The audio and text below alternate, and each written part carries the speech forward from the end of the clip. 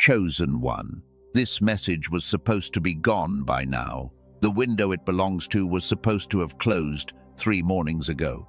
On the 25th, at sunrise, the seal was meant to come down and the door was meant to shut, and this voice was meant to go silent for another 2 years. That is what was written. That is what the calendar in the unseen realm had scheduled, and it did not happen.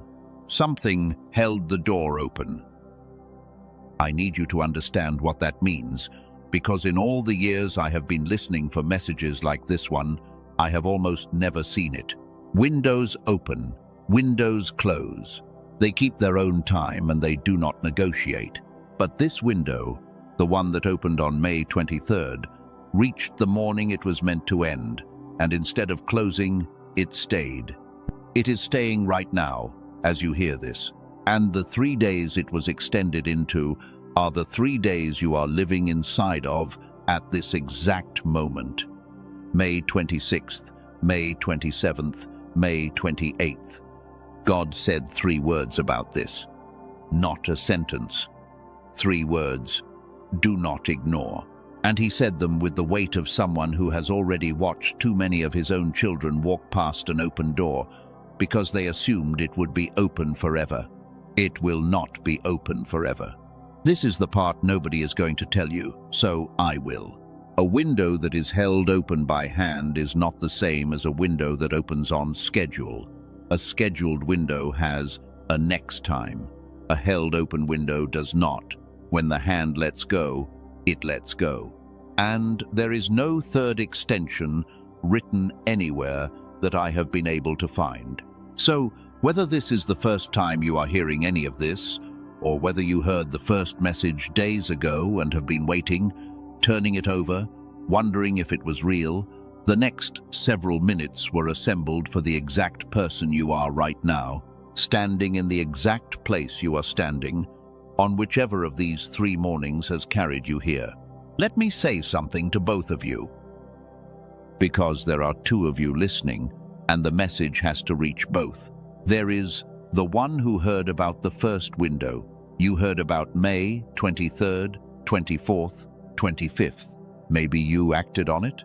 Maybe you meant to, and the days slipped by the way days do, swallowed by the dishes and the commute, and the small emergencies that always seem to arrive precisely when something sacred is asking for your attention. If that is you, I want you to hear this clearly, because the part of you that has been quietly carrying a low hum of regret since Monday morning needs to hear it. You did not miss it. The door you thought closed behind you did not close. That is the entire reason this message exists. The extension was not a coincidence. The extension was a mercy, and the mercy has your name on it. And then there is the one who has never heard any of this before. This is the first time you did not know there was a first window. You did not know there was a calendar, or a seal, or a door. You arrived here cold, pulled by something you cannot name, in the middle of 3 days you did not know were different from any other 3 days. If that is you, I want you to understand something that the first group had to learn the hard way. You are not late. You are not behind. You did not lose anything by arriving now instead of 3 days ago. The window that was held open wide enough for the early ones and the late ones to walk through the same door at the same time. The ones who heard the first call and the ones who are hearing the only call they will get, there is room for all of you. The door is the same door, so here is where we are. The thing that was supposed to end did not end. The clock that was supposed to run out has been stopped by a hand that does not stop clocks for no reason. And you, whoever you are, however you got here, are standing inside a borrowed window that is staying open just a little longer for reasons that are about to become very clear. Before we go deeper, I want to stay with the 2 of you a moment longer, the one who heard the first window and the one who did not, because the difference between you matters less than you think, and the sameness matters more. To the one who heard the first call and did not act. I want to tell you what your hesitation actually was, because you have probably been calling it the wrong name. You have been calling it failure. You have been calling it the proof that you are the kind of person who lets good things pass, who hears the call and stays seated, who always finds a reason. That is not what it was. Your hesitation was discernment. It was the practical part of you doing exactly the job it exists to do, which is to refuse to leap at every voice that promises something, to wait, to test, to require more than a single hearing before committing. That is not a flaw. That is wisdom. The world is full of voices that promise, and most of them are empty, and a person who leaps at all of them ends up poorer and more foolish for it. Your hesitation protected you from 1,000 empty promises before this one. The fact that this one is not empty does not make your hesitation wrong. It makes the extension necessary. Heaven did not extend the window because you failed. Heaven extended the window because your discernment was working correctly, and discernment that works correctly deserves a second look at the thing it was right to be cautious about the first time. And to the one who is hearing all of this for the first time, I want to tell you why you, and why now. Because the timing of your arrival is not the accident it feels like. You did not stumble onto this. There is no stumbling onto a thing that was held open by hand. You arrived on the day you were able to arrive, through whatever path of clicks and chance and restless searching brought you here. And the path that feels random to you was the path the window was waiting along. The ones who heard the first call were not more chosen than you. They were simply nearer the front of the line. You were always coming. The window simply had to stay open long enough for the line to reach you. And it did. That is what the extension bought. It bought enough time for the back of the line to reach the front, so that the early ones and the late ones could walk through the same door in the same season. You are not late. You are exactly on time for the only time that was ever going to be yours. So whichever of you is listening, hear the sameness now.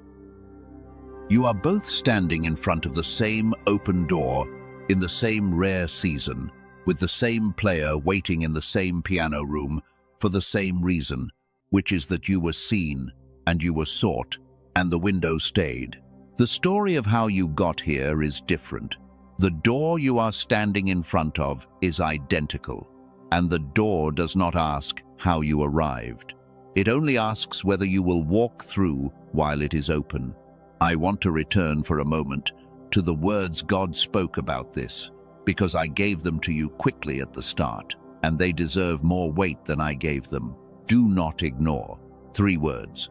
And I told you, he said them, with the weight of someone who had watched too many of his own children walk past an open door. But there is more in those 3 words than warning. There is a particular kind of love in them, the love that is willing to be blunt, the love that does not soften the truth into something more comfortable, because it cares more about you than about how the words make you feel in the moment. A casual love says only the gentle things.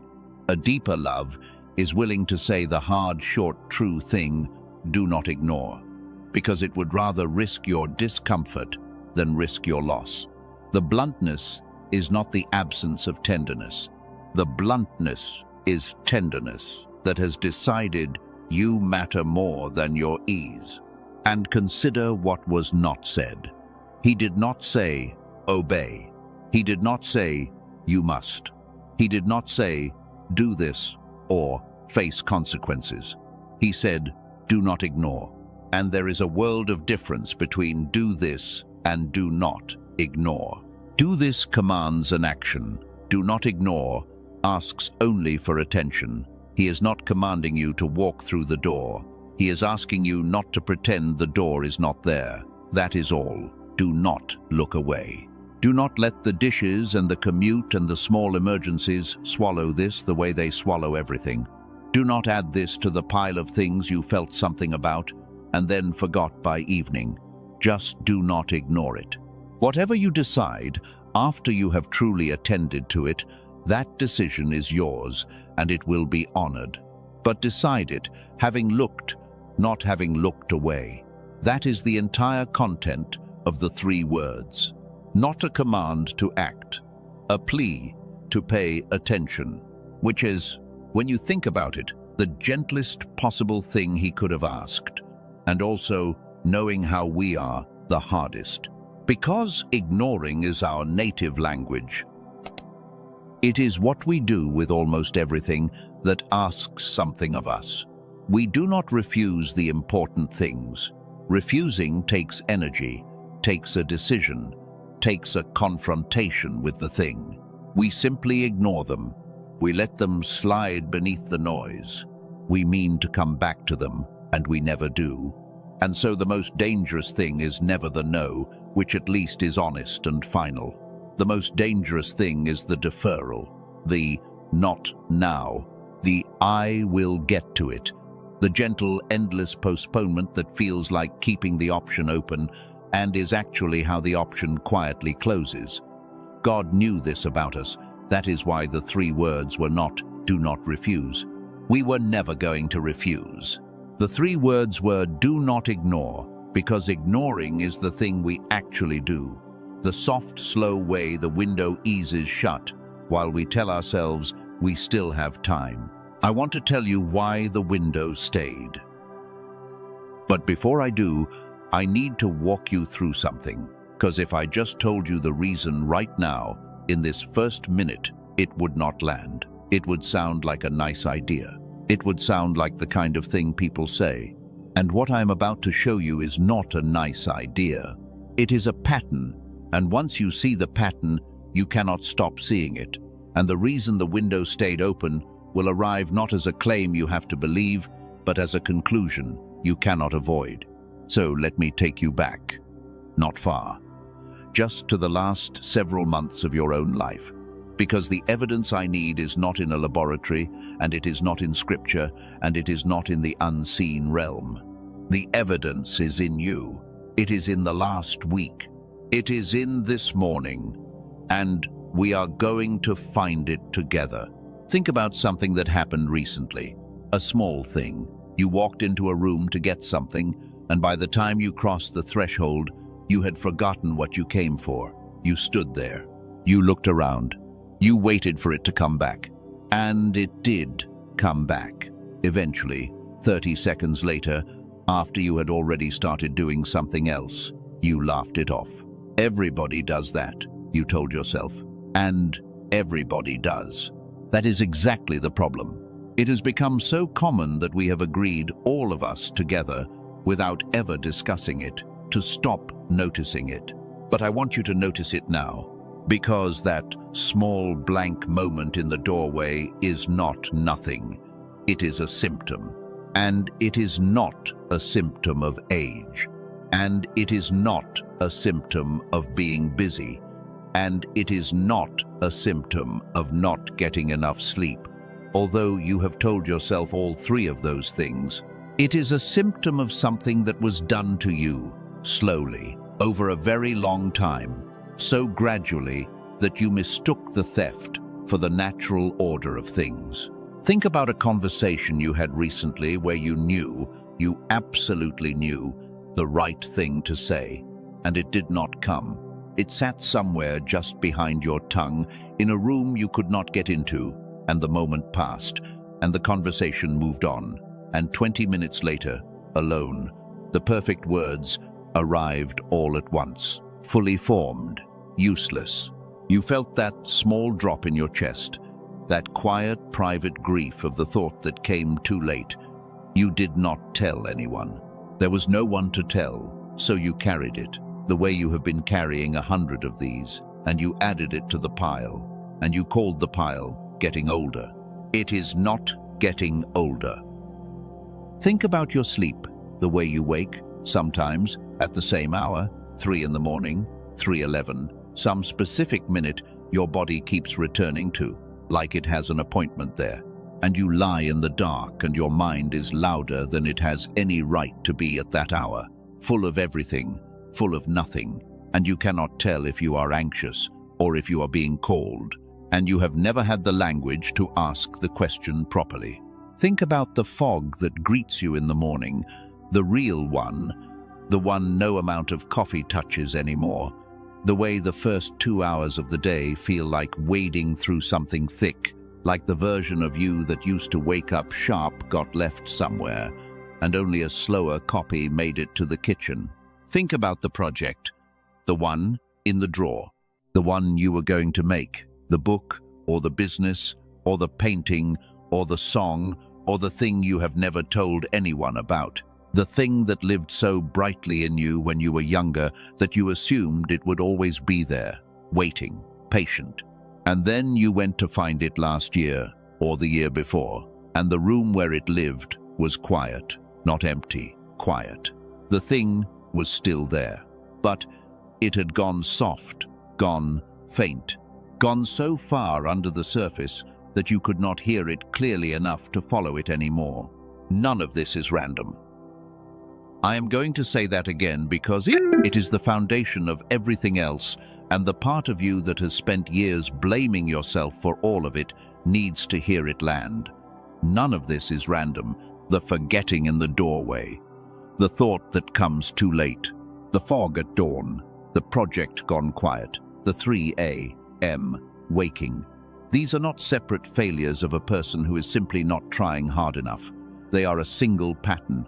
They are the visible surface of one thing happening underneath. One mechanism, one slow, quiet process that began in you when you were very young and has been running, uninterrupted, ever since. I want to go back to the very beginning of all of this, to the first symptom, the one in the doorway, because there is more in it than I let on, and it is worth opening all the way up. When you walk into a room and forget why, what has actually happened is this. The intention to get the thing lived in one part of your mind, and the act of walking lived in another, and in a whole bridged mind, these two stay connected effortlessly across the short journey from one room to the next. The intention rides along with the body. But when the bridge is narrow, the intention and the action get separated in transit, like two travelers who set out together and lose each other in a crowd. And by the time the body arrives at the destination, the intention has fallen behind somewhere in the hallway, and you stand there, the body having arrived without its purpose, waiting for the purpose to catch up. That is the doorway moment. It is not a memory problem. Your memory is fine. The thing is still stored. It is a connection problem. The two halves of the act could not stay joined across the distance. And that same failure of joining scaled up is every other symptom you have. The thought that cannot reach the tongue, the feeling that cannot reach the surface, the name that cannot reach the mouth, the intention that cannot reach the door. All of it is the same failure of joining, the same narrow bridge, dropping the connections that a wide bridge would have carried without effort. And once you understand it as a joining problem rather than a memory problem, something shifts. Because a memory problem feels like decay, like loss, like the slow erasure of who you are. But a joining problem is not erasure. Nothing is being erased. Everything is still there. The intention is still there. The name is still there. The thought is still there. The feeling is still there. They are simply not reaching each other. And a joining that has failed can be restored far more easily than a thing that has been erased can be rebuilt. You are not missing pieces. You have all your pieces. The bridge between them is just narrow. And that is, in a strange way, the best possible news, because it means nothing has to be recovered from nothing. It only has to be reconnected. The rebuilding of a bridge is a smaller task than the resurrection of what the bridge was carrying. And your pieces are all alive, all present, all waiting on their side of the gap for the bridge to widen enough to let them cross to each other again. So every time it happens now, the doorway, the lost word, the late thought, I want you to reframe it in the moment. Not as I am losing my mind, but as there go my two travelers, separated in the crowd again, because the road between them is too narrow.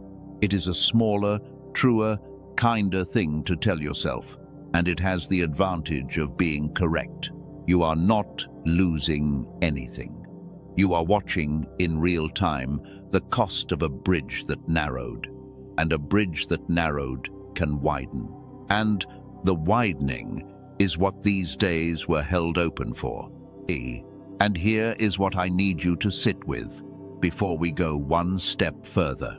The reason the window stayed open, the reason this message reached you on whatever morning it reached you, the reason God said, "Do not ignore," with that particular weight in his voice, has everything to do with that pattern.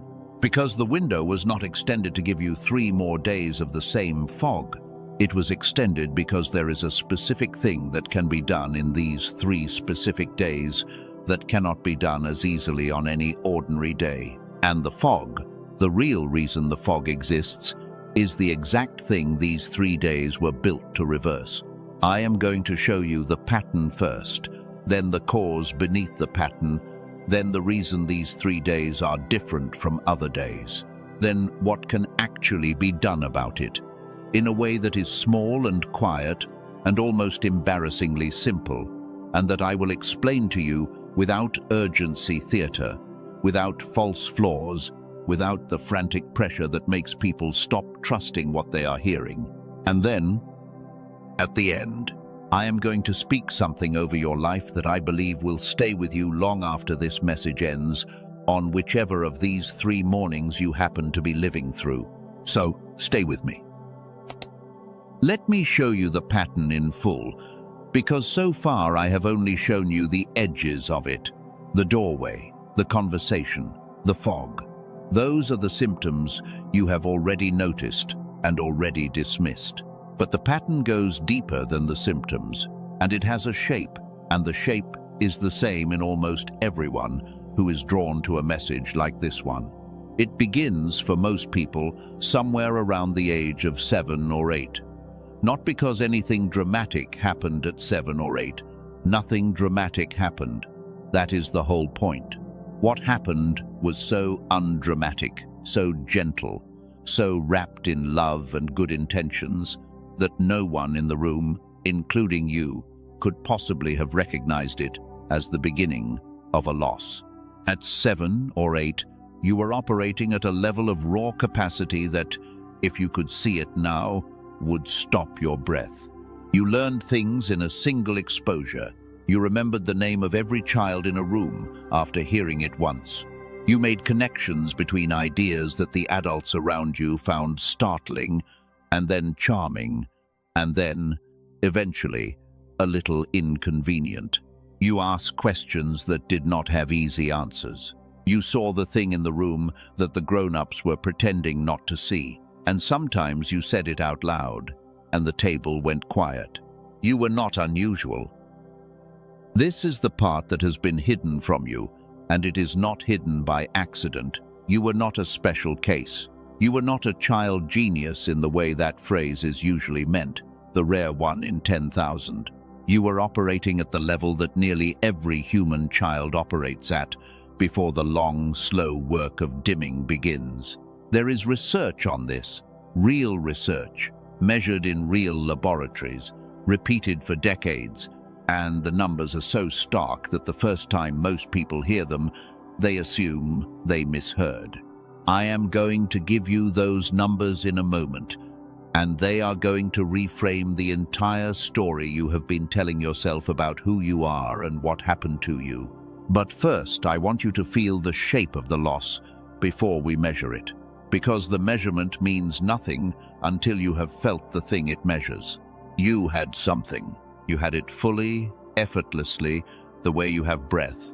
And then, one ordinary year at a time, you had a little less of it. And no single year felt like a loss, because the decline was so slow that each new, slightly dimmer version of you felt completely normal from the inside. That is the cruelty of it. You never woke up one morning and noticed the light was lower. You only noticed, decades later, standing in a doorway you had walked into for no reason you could remember, That something that used to be easy had become hard, and that you could not name when it had changed because it had never changed all at once. It had changed the way the day changes into night, continuously, invisibly, until the dark was total and you could not remember the light. That is the pattern. And now we can begin to talk about what it actually is. I want to name the symptoms more completely now, because you have only heard the few I started with, and there is a particular relief that comes from hearing the whole list spoken aloud by someone else. The relief of discovering that the thing you thought was uniquely wrong with you is in fact a known pattern with a known shape. So let me name them one by one, and as I do, I want you to notice which ones land in your body, because the ones that land are the map of where your own bridge has narrowed most. There is the tiredness that sleep does not fix, not the ordinary tiredness of a hard day, a deeper one, a tiredness that lives in the bones, that is there when you wake even after 8 hours, that no amount of rest seems to reach, because it is not the tiredness of a body that needs sleep. It is the tiredness of a mind running on one hemisphere, doing with half its instrument the work that was meant to be shared across the whole, and exhausting itself in the doing. That is not laziness. That is the cost of operating a divided mind. Of course you are tired. You have been carrying a 2-person load with one set of hands for years. There is the loss of words. Not just the late-arriving thought, but the word itself, the simple one, the one you have used 10,000 times that suddenly is not there when you reach for it. And you stand mid-sentence with your hand out and nothing in it, and you cover it with a laugh and a wave and a never mind. It will come to me, and it does come to you. An hour later, useless, the way they all come, an hour later, and useless. There is the flattening of the things that used to move you, the music that used to give you chills and now is just sound, the work that used to absorb you and now is just tasks. The flattening is the bridge, because the part of you that feels things deeply lives in the room across the hall, and when the door narrows, the feeling cannot reach you fully, and the world goes a little grey, a little muted, a little far away, like life is happening behind glass. There is the strange new difficulty with decisions, small ones, what to eat, what to wear, where to begin. Decisions that should take a second and instead take minutes, or do not get made at all, because the kind of swift integrated judgment that decisions require is a whole brain function, and a narrow bridge cannot perform it. And so you stand frozen in front of choices that a child could make in an instant, and you wonder what has happened to you. And there is the one that hurts the most, that almost no one says out loud, the slow, quiet conviction that your best years are behind you, that whatever you were going to be, you have either become it or missed it, and either way the becoming is over now, and what remains is maintenance, is getting through, is the long managed decline that you have watched in others and assumed was simply what happens to everyone eventually. That conviction is the cruelest lie the narrow bridge tells, because it is not true. Your best years are not behind you. Your best years were stolen from you, which is a completely different thing, and stolen years can be recovered in a way that spent years cannot. The person who has lived their best years has nothing to grieve. The person whose best years were taken has everything to reclaim, and you are the second kind. The genius was not used up, it was covered. And the difference between used up and covered is the difference between an ending and an intermission. Here are the numbers. There is a test. It was developed decades ago by researchers connected to one of the most rigorous scientific institutions in this country, a place that builds the instruments that go to the edge of what we can measure. The test was designed to measure one specific thing, not memory, not arithmetic, not the narrow band of ability that ordinary schooling rewards. It was designed to measure the capacity for original thinking, The ability to look at a problem and generate not one answer, but many. The ability to see a thing and imagine what else it could become. The researchers called the highest level on this scale the level of creative genius. And when they gave the test to children, very young children, the result was so consistent and so extraordinary that it has been confirmed again and again every time the test has been run for 40 years. 98% of the children scored at the level of creative genius. 98 out of every 100, almost all of them, almost all of us. Not the rare prodigy, not the one in the gifted program. The ordinary child, the average child, the child you were, sitting at a kitchen table somewhere, was operating at a level that the researchers, grown scientists with decades of training, were forced to call genius. That was the baseline. That was normal. That was the factory setting of the human mind before anything was done to it. And then they gave the same test to adults. Less than 1 in 200 adults scored at that level. I want to let that sit, because the first time it lands properly, it does something to the body. From 98 in 100 to less than 1 in 200. That is not aging. Aging does not do that. Aging is gentle and partial, and it takes specific things and leaves others. This is not aging. This is a collapse so total that it cannot be explained by any natural process of growing older. Something happened to the 97 out of 100 who had it and lost it. Something happened to you, and it was not your fault, and it was not a personal failing, and it was not laziness, and it was not a lack of discipline, though you have privately accused yourself of all four. One of the senior scientists who studied this collapse for most of his career called it, in his own words, the great swindle of our lifetime. And I want to be careful with that word, swindle, because he was careful with it. He did not mean that one villain in one room decided to steal the genius of the human race. There was no meeting. There was no plan signed by anyone. What he meant by swindle was something stranger and sadder and far harder to fight, because there is no one to fight.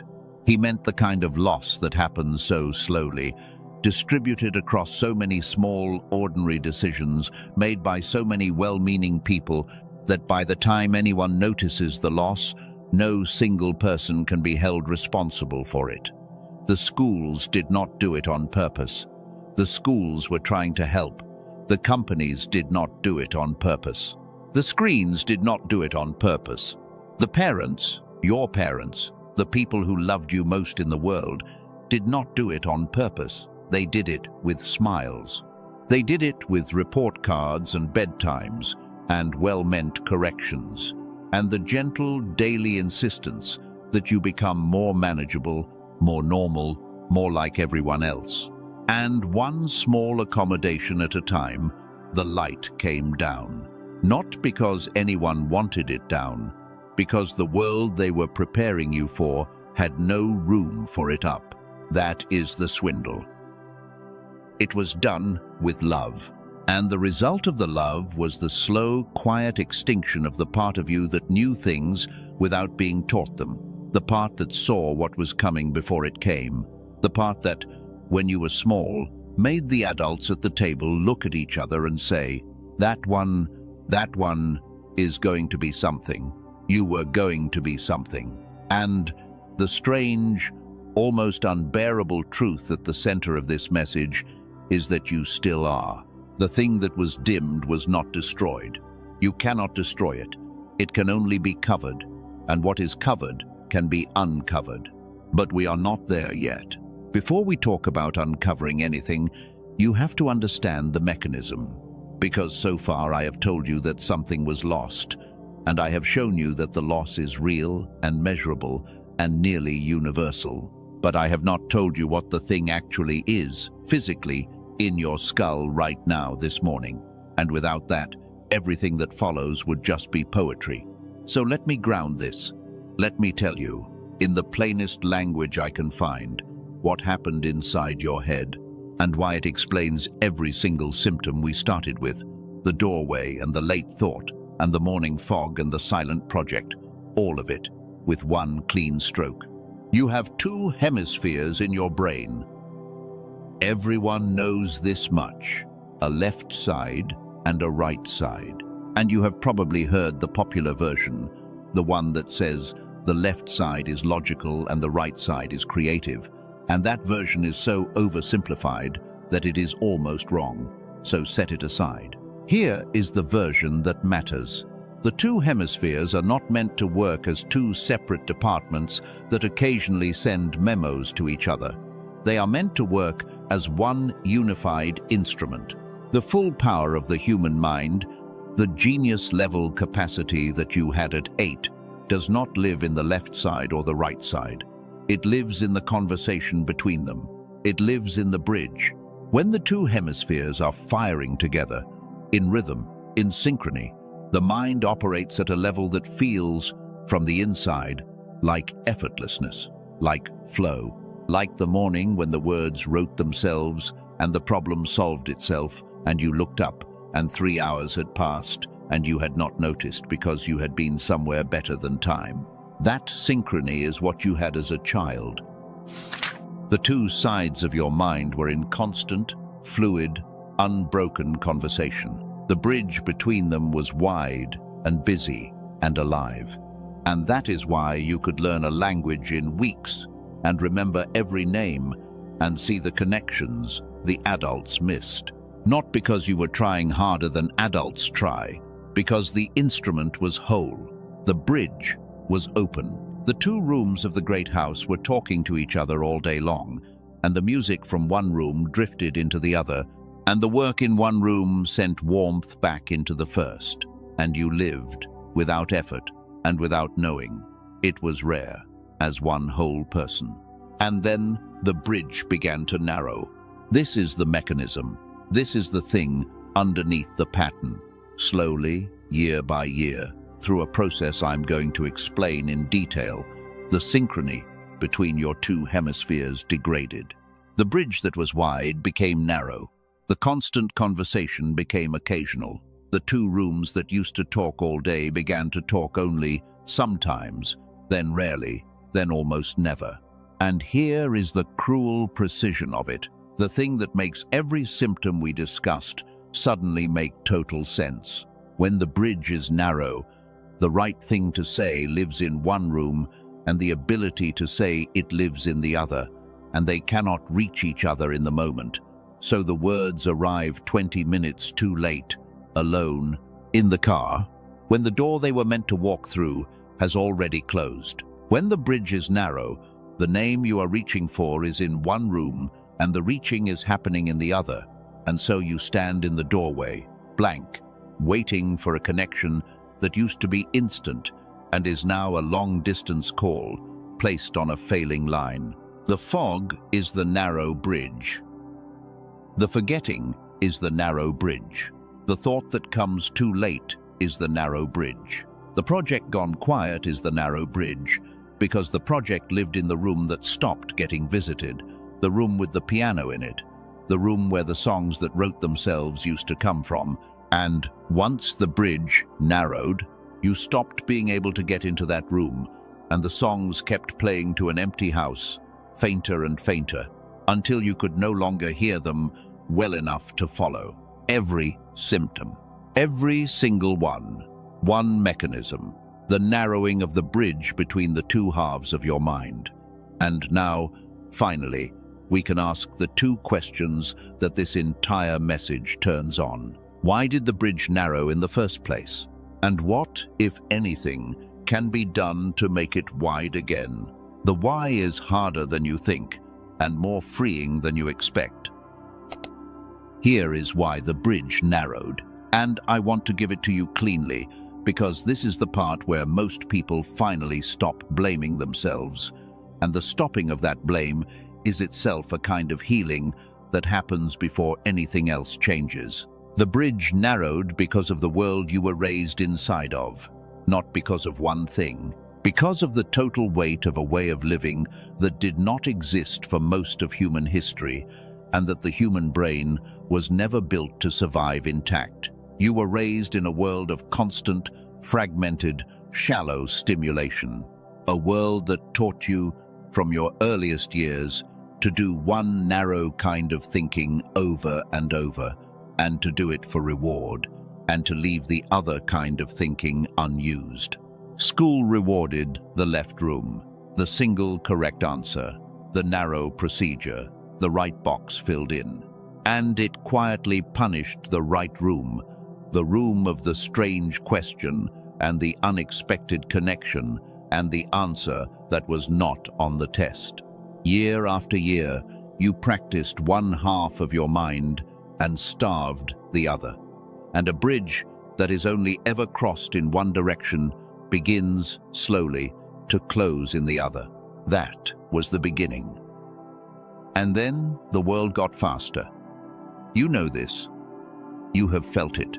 The stimulation that used to come in occasional waves now comes as a constant flood, every waking minute. 1,000 tiny demands on your attention, each one too small to be a real thought, and too frequent to allow a real thought to form. And here is what that does to the bridge, mechanically, and it is not mysterious. Deep synchrony between the two hemispheres requires sustained, unbroken attention. It requires the mind to stay with one thing long enough for both rooms to engage with it together. And a mind that is interrupted every few seconds, all day, for years, never gets the unbroken stretch it needs to build that synchrony. So the bridge that was already narrowing from a lifetime of one-sided practice now gets no chance to repair itself, ever, because repair requires exactly the deep, continuous attention that the modern day is engineered to prevent. It is not your fault. Say it to yourself if you can. It is not my fault, because you did not design the world that did this. You were born into it. You were a child in it. By the time you were old enough to understand what was happening, the bridge had already narrowed so far that you no longer had access to the wide bridge mind that might have noticed and resisted. The trap closed before you had the tools to see it was a trap. That is not a moral failing. That is being a human being born into a particular century. Every person you have ever envied for their clarity, their luck, their ease, is either one of the rare few in 200 who held on to the wide bridge by accident of temperament or circumstance, or they are someone who, somewhere along the way, found a way to widen it back. Those are the only two kinds of people who operate at the level you remember operating at when you were 8, and you can become the second kind. That door is not closed. It is, in fact, the entire reason a window stayed open over your life this week. Let me show you more closely how the narrowing actually happened, because the closer you look at it, the freer you become, since you cannot stop blaming yourself for a thing once you have watched, in detail, exactly how it was done to you without your consent. It began with attention. When you were very young, your attention was whole. You could give the entirety of yourself to a single thing, a beetle on the sidewalk, a story, a question, and stay with it for as long as it held you, undivided, immersed. That undivided attention is the soil the wide bridge grows in. Synchrony between the hemispheres is built in long, unbroken stretches of focus, the way a muscle is built by sustained effort. And so a childhood full of long immersions was, without anyone knowing it, a childhood spent building the bridge wider and wider. And then the immersions were interrupted, gently at first. A bell that rang every 40 minutes and moved you to a different subject whether or not you were finished. A schedule that broke the day into pieces. The slow training of the mind to switch and switch and switch again, to never stay too long with anything, to be ready always for the next thing. Each interruption was small. None of them felt like harm, but the cumulative effect across years was a mind that lost the capacity for the long immersion, and a bridge that, deprived of the long stretches it needed to grow, began instead to narrow. And then the world handed you a device. I am not going to moralize about it, because the moralizing misses the mechanism. The mechanism is simple, and it is not about willpower.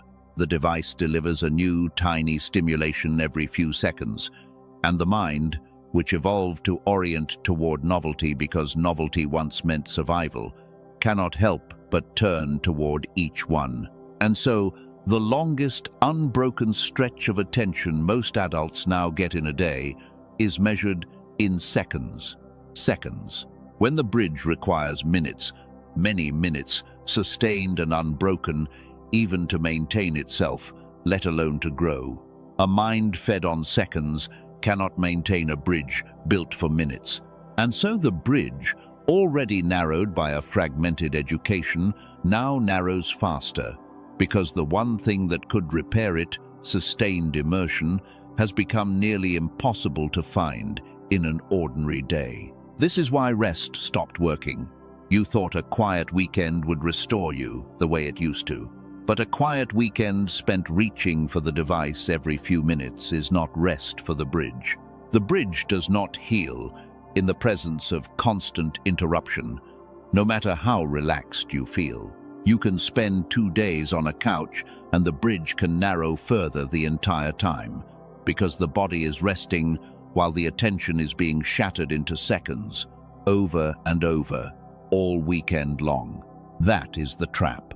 The thing you reach for to relax is the same thing that prevents the relaxation from reaching the bridge. And none of this was your decision. You did not design the schedule. You did not invent the device. You did not choose to be born into the loudest, most fragmented century in human history.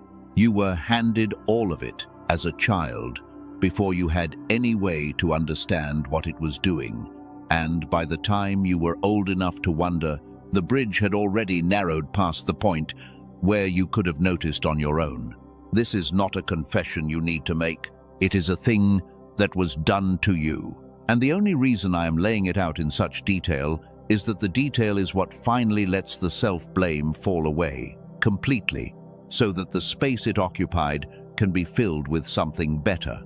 There is a question I can feel forming in some of you, and it is a fair one, and I would rather answer it than let it sit unanswered and slowly turn into a reason to stop listening. The question is this: if the bridge is the whole answer, and the bridge is so important, why has no one ever told me about it? Why did my doctor never mention it? Why was it not in school? Why is this the first time, at my age, that anyone has laid this out for me? And the answer is the same answer as the swindle. No one told you, because no one was responsible for telling you. The doctor was trained to treat disease, and a narrow bridge is not a disease. It is a condition so universal that it has become the baseline, and you do not diagnose the baseline. You do not treat the thing that everyone has. You treat the deviations from it.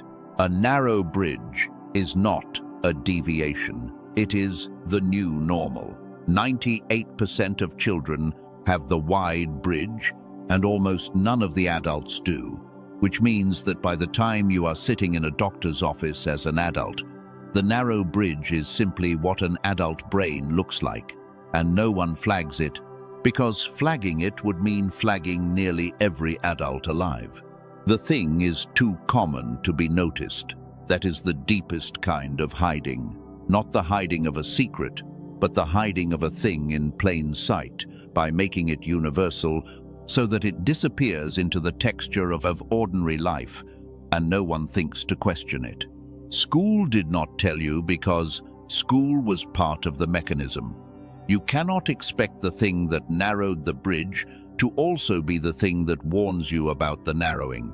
The institution that rewarded the single correct answer and punished the strange question was never going to pause to explain that it was, in the process, training half your mind into silence. It did not know it was doing it. The teachers did not know. They were taught the way they taught, by people who were taught the same way, all the way back, a chain of well-meaning people passing down a method none of them invented and none of them could see the cost of, because they were all inside it, all narrow-bridged themselves, all unable to see the water they were swimming in. So the reason no one told you is not a conspiracy. It is sadly and more ordinary than a conspiracy. No one told you because almost no one knows, and the ones who know are mostly in laboratories, speaking to each other in careful language, publishing papers that the gatekeepers do not amplify because there is no profit in amplifying them. The knowledge exists. It has existed for decades.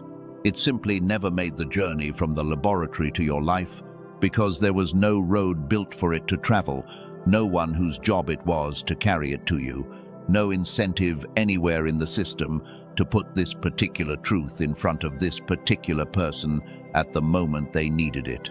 Which is, when you think about it, exactly what this message is.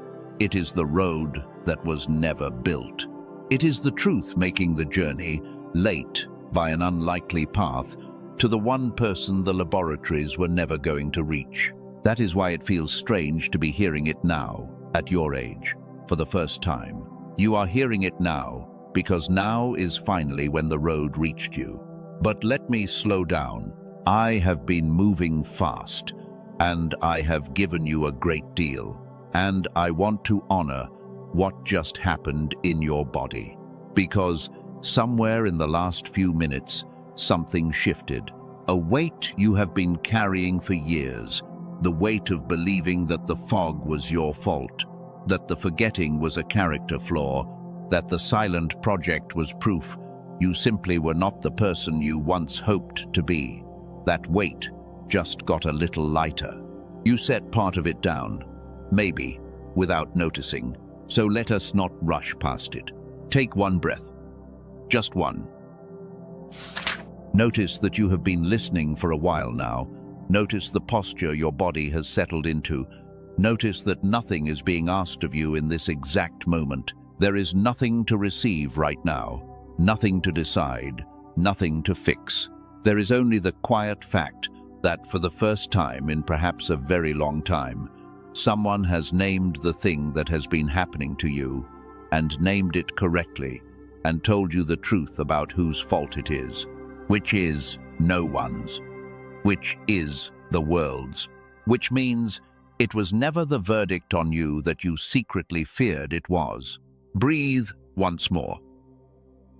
And let me tell you something I have been holding since the beginning of this message, because you are ready for it now, in a way you were not ready for it 4 minutes ago.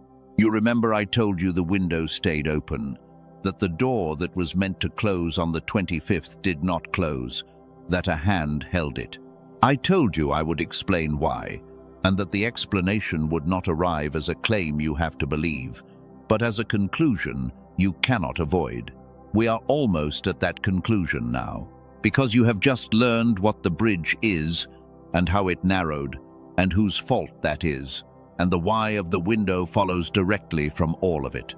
The window stayed open because of timing, not your timing, the timing of the bridge itself. There is a great deal that researchers have learned over the past several decades about when and how the bridge between the hemispheres can be widened again. And one of the quieter findings, the kind that does not make headlines because it sounds too strange, is that the bridge does not respond equally on all days. The capacity for the two hemispheres to resynchronize, to begin rebuilding the wide bridge state, rises and falls in cycles. There are windows when the mind is unusually ready to be rewired, and windows when it resists. The people who have studied this most closely have learned to begin their work during the open phases, because work begun in an open phase moves at a speed that work begun in a closed phase cannot match. May 23rd was the opening of such a phase. The 23rd, the 24th, the 25th, a window of unusual readiness, the kind that does not come often, the kind that, for the way these cycles run, will not come again in the same form for roughly 2 years.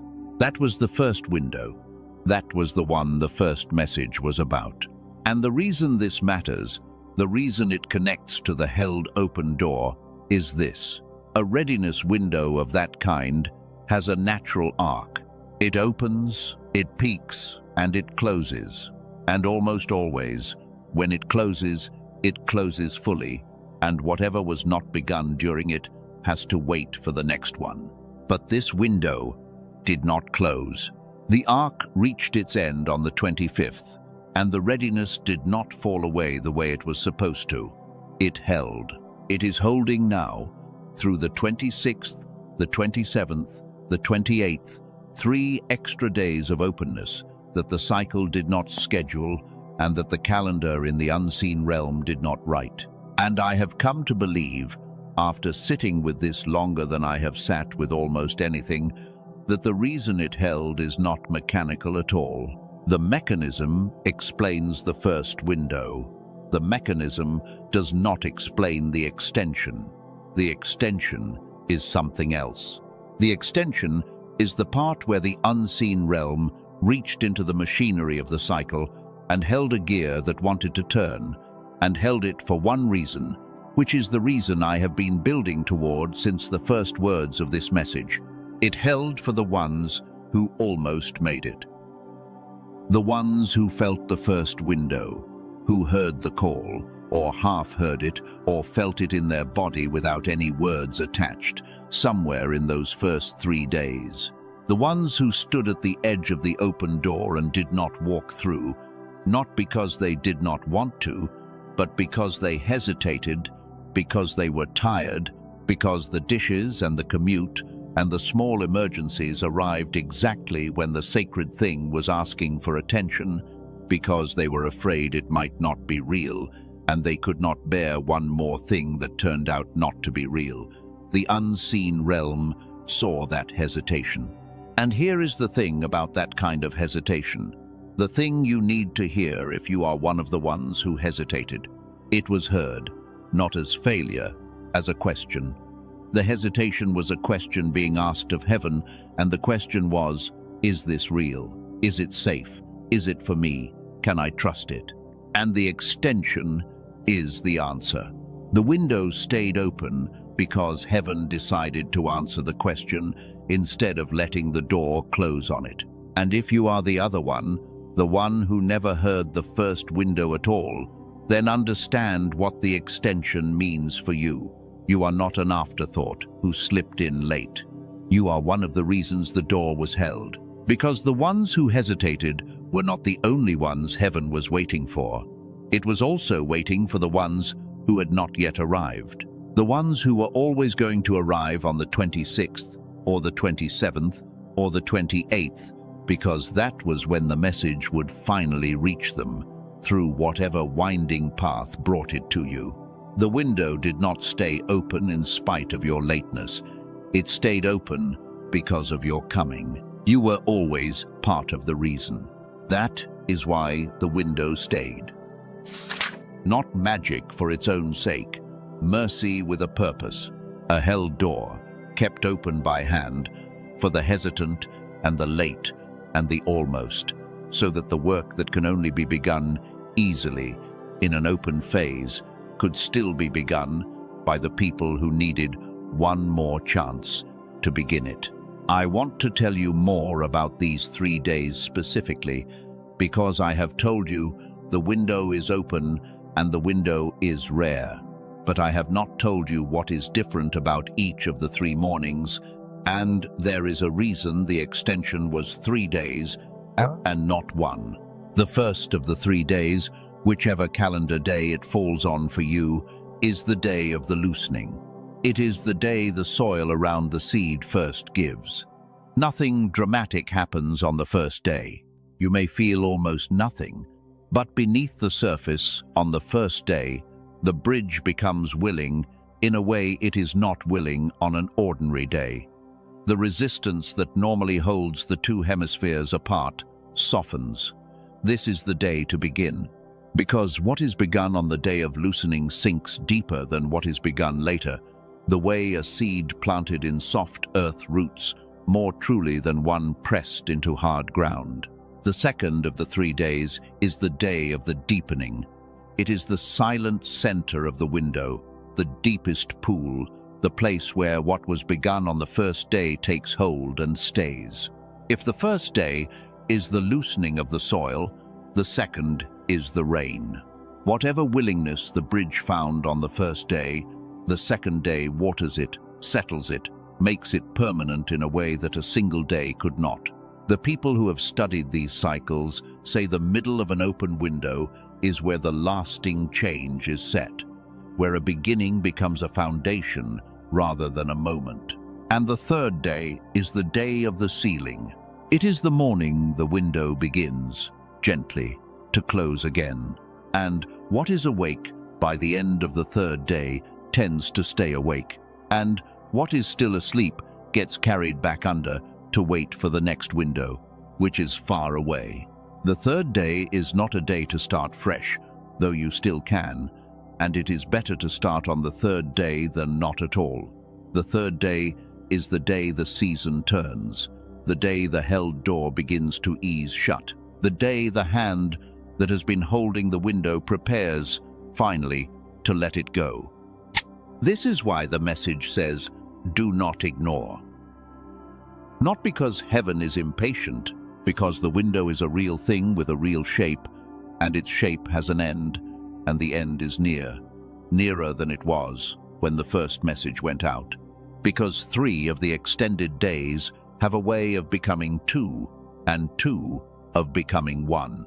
Wherever you are in the 3, you are somewhere inside a closing window, and the part of the window you are standing in is more open now than it will be tomorrow. That is not pressure. That is simply the truth about how windows work. They close. This one is closing, and it was held open this long, past its scheduled end, against the turning of the gear, for you. The least the message can do is tell you, honestly, that the holding will not last forever, and that the readiest hour you will have for 2 years is the hour you are standing in right now. And one more thing about the window staying open, because I want you to feel the strangeness of it fully, the way I have come to feel it. Windows do not stay open. That is the rule. I have watched many of them. They open on their schedule and they close on their schedule, and they do not care who was ready and who was not. They are not cruel. They are simply mechanical, like the tide, which does not wait for the swimmer who is still walking down the beach. The tide comes in and goes out on its own time, and the swimmer who arrives late swims another day. That is how these windows have always worked. In all the years I have been listening for them, they keep their own time. They do not negotiate. They do not extend. And this one extended. I cannot fully explain it, and I have stopped trying to explain it, because the explanation is not the point. The point is that a thing that does not happen, happened. A thing that has its own time gave you more time. A tide that does not wait, waited. And when a thing that never happens, happens over your life specifically, in your week specifically, you are allowed to take it personally, because it is personal. The extension was not a general loosening of the rules for everyone. It was a held door over particular lives for particular reasons, and yours was one of them. You do not get to know exactly why, but you get to know that the unwaiting waited for you. I have come to believe that the extension is itself the message. More than anything I have said about bridges and sequences and the breath of life, the deepest thing this message carries is simply the fact of its own existence, the fact that it reached you at all, on a window that should have closed. Because what does it tell you? That heaven held a gear it does not hold, kept a door it does not keep, waited a tide that does not wait, just so that the message could reach the one who needed one more chance to hear it. It tells you that you matter more than the rules. It tells you that the machinery of the seasons was, for 3 days, less important than your arrival. It tells you that you were worth an exception, And most of you have spent your whole lives believing you were not worth an exception to anything, that you were the one who always had to follow the rules, while others got the breaks, that the tide always went out exactly as you were walking down the beach. And here, this once, over your life, the tide waited. Let that reach the place in you that has always believed it would never be the one the exception was made for. The exception was made for you. That is what the open window means. That is what it has meant all along. And the work, the actual work, the small and quiet and almost embarrassingly simple work that these open days were built for, is the work of beginning to widen the bridge again. That is what these 3 days are for. That is what you can do now that is harder to do on an ordinary day. You can begin the repair during the rare window when the mind is most ready to be repaired. And I am going to show you exactly how. But not yet. And I want to tell you why not yet, because the why matters. There is a way to begin priming this opening, a real way, not complicated, not expensive, not the kind of thing that asks you to leave your house or change your life or believe anything you do not already feel. A small group of researchers, led by a doctor who has spent 2 decades studying exactly this kind of resynchronization, found a way to do in a handful of minutes a day what used to take an hour of work in a clinical setting. I am going to tell you what they found, and what they built, and how it works, and I am going to do it without selling, without hype, without the frantic pressure that makes people stop trusting what they are hearing. I will name it plainly when the time comes. But before I can do that honestly, I have to finish showing you the rest of the picture, because if I name the tool before you understand what it is for, it becomes just another thing being sold to you, and that is the one thing I refuse to let this become. So hold the question. Hold it lightly. Do not answer it yet. What if the fog was never yours? What if the thing you lost was not lost, but covered? What if there is a quiet, tested, ordinary way to begin uncovering it, already in the hands of thousands of ordinary people?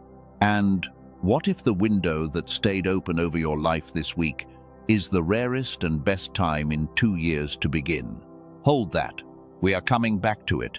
But first, there is more of you that needs to be seen.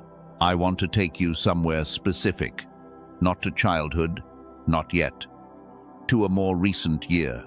For most of the people who are drawn to a message like this one, there was a particular year, somewhere in the middle of life, when the fog stopped coming and going and simply stayed. Before that year, you had bad weeks and good weeks, foggy mornings and sharp ones. The bridge would narrow under stress, and then, given a quiet weekend, it would partly recover, and you would feel, for a day or two, like the old version of yourself had come back to visit. After that year, the visits stopped. The sharp mornings became rare, then rarer, then a memory. And you could not say exactly when it happened, because it did not happen on a single day. But you know the year I mean. Your body knows it, even if your mind cannot name it. For most people, that year falls somewhere around the middle of the 30s. And there is a reason for that. And it is not mystical, it is structural. There is a threshold somewhere in that decade of life where the bridge, having narrowed slowly for 30 years, drops below the width required for spontaneous self-repair. Before that threshold, the bridge could still rebuild itself overnight, given rest. A hard week would stress it, and a quiet Saturday would heal it. After that threshold, rest is no longer enough. The bridge has narrowed past the point where ordinary recovery can widen it again, and so the good weekends stop working. The clarity stops returning on its own. And the world, which never told you the threshold existed, simply expects you to keep operating as though the bridge will heal itself, the way it always used to. And when it does not heal, you assume the failure is yours. You assume you have gotten lazy, or old, or soft. You did not get lazy.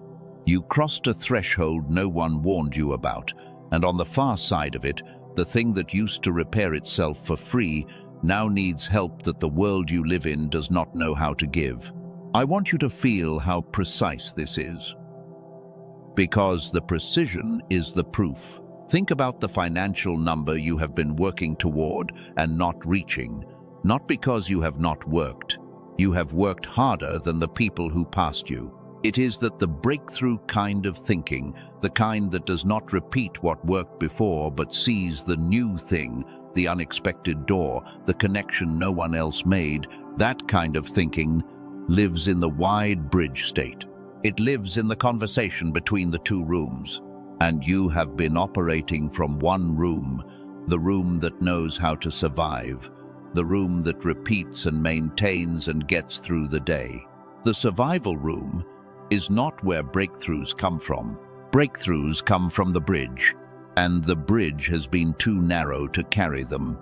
So you have been surviving competently for years, while the part of you that could have changed everything sat in a room you could not get into. Think about the sentence. There is a sentence you have been wanting to say to someone for years. To a parent, a child, a person you love or used to love. You have rehearsed it. You have imagined the moment. And every time the moment came, the words went back into the room and would not come out. You called it fear. You called it cowardice. It was neither. The kind of speaking that changes a relationship requires both rooms at once. The room that knows what is true, and the room that knows how to say it so it can be heard. When the bridge is narrow, the truth sits in one room and the tenderness sits in the other, and they never assemble into a sentence. And so the sentence stays unsaid, year after year, not because you do not love the person, but because the instrument that would let you reach them has been running at half its width. That sentence is still in there. It is waiting for the bridge. I could keep going. I could name the moment you stood in front of the open refrigerator and could not remember, for a full 10 seconds, what you had walked into the kitchen to find. I could name the text you started typing 3 days ago and never sent, the one still sitting half-written, the words you could not finish arranging. I could name the meeting where the idea the whole room needed was in you. You could feel it, a shape with no edges, and it would not come into focus in time, and someone else said a smaller version of it and got the credit. And you went home and could not explain to yourself why you, who used to be the sharpest person in every room, had sat there silent with a genius you could no longer reach. I could name a dozen more and you would recognize every one, because they are not random misfortunes. They are the bridge. They are one mechanism, wearing a dozen faces. I want to tell you about someone, not one of the people who use the sequence that comes later, and this is not that. This is someone I think about often, a chosen one like you, who never bought anything from anyone, whose story I keep returning to because it holds the whole shape of what I am trying to say to you. There was a woman, older now, who spent the middle decades of her life convinced she had simply become ordinary. As a girl, she had been the one the teachers wrote notes home about, the one who read 3 grades ahead, who asked the questions that made the adults pause. And then life happened to her the way it happens. Work she did not love. A marriage that became a roommate arrangement. Years of the fog she could not name. And by her 50s, she had quietly filed herself under ordinary, under nothing special after all, under the great mass of people whose early promise simply did not come to anything. She was not bitter about it. She was something sadder than bitter. She was resigned. And then, late, far later than anyone would have predicted, something stirred. I will not pretend it was a product or a technique, because it was not. It was, as best I understand it, simply a season, a window perhaps, like the one open over you now. She began, for no reason she could explain, to wake before dawn with her mind unusually clear. She began to remember things she had not thought of in years. She picked up, almost without deciding to, a thing she had set down at 19 and found that her hands still knew it, that the player in the piano room had never stopped, had been waiting the entire time. And in the last stretch of her life, she became more herself than she had been since she was a child. Not famous, not wealthy, just whole, just returned to the wide-bridged mind she had been born with and trained out of, and never, it turned out, actually lost. I tell you her story for one reason.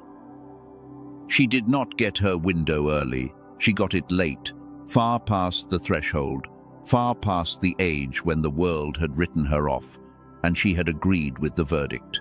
And it still opened. The door was still only closed, never locked. The player was still at the piano. If it could happen for her that late, after that much resignation, then the question of whether it can happen for you is not really a question at all. The only question is whether you walk down the hallway while the door is open, or whether you wait, the way she nearly waited too long, for a window that does not promise to come again. And I want to return you to your own evidence now, because hers is a story and yours is happening. I asked you earlier to look back over your last several days for traces of the window, the dream, the number, the waking, the moment of clarity. And I want to add to that, because there is a subtler trace, one most people miss. Have you noticed, in these days, a particular restlessness, a sense of something wanting to begin, an itch toward a project, a conversation, a change that you cannot quite locate the source of? That restlessness is not random either. That is the bridge, stirring under the influence of the open window, trying to widen, sending up the first signal that the soil is loosening. The restlessness is the seed pushing against the frost. It is the most ordinary seeming of the traces, and it is one of the truest. If you have felt it, even faintly, in these days, then the window is not a thing I am asking you to believe in.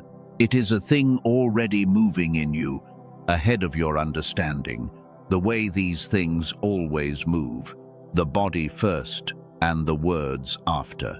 There is a moment in the witnessing I want to add, because I named the meeting and the sentence and the refrigerator, but I left out the one that lives closest to the bone for many of you. There is a photograph of you from years ago. You have seen it recently, or you carry it in your mind. A photograph from before the fog, when you were younger, and in the photograph there is something in your eyes, a brightness, a quickness, a sense of someone fully present and fully alive, looking out at a world they expected to meet on equal terms. And you have looked at that photograph and felt a strange grief, because the person in it seems like someone else now, someone you used to be, someone who had something you can no longer quite locate in yourself. And you assumed, looking at that photograph, that the brightness was youth, and that youth simply leaves, and that the dimming you see when you compare that face to the face in the mirror now is just what time does to everyone. It is not what time does. The brightness in that photograph was not youth. It was the wide bridge. It was the whole mind, both rooms open, the breath of life running deep, looking out through your eyes at a world it expected to meet fully. And the dimming you see now is not the work of time, it is the work of the narrowing. Time did not take the brightness, the fog took it. And the difference matters more than almost anything I have told you, because if youth took it, it is gone forever, and the grief is final. But if the fog took it, it can come back. And the person in that photograph is not someone you used to be. The person in that photograph is who you still are, underneath, waiting, the same way the player waits at the piano. You did not lose that person to time. You lost contact with them through a narrowed bridge, and contact can be restored. So the next time you see that photograph, I want you to see it differently. Not as a picture of who you were, and will never be again, as a picture of who you still are and are about to become again. The brightness in those eyes is not a memory. It is a forecast. It is the version of you that the window stayed open to bring back. Look at that face and do not grieve it. Greet it. It is coming home. And here is the part with teeth. Because I have been gentle, and I will be gentle again before this is over. But you deserve the truth without the softness for one moment, because you cannot choose well if you do not know what you are choosing between.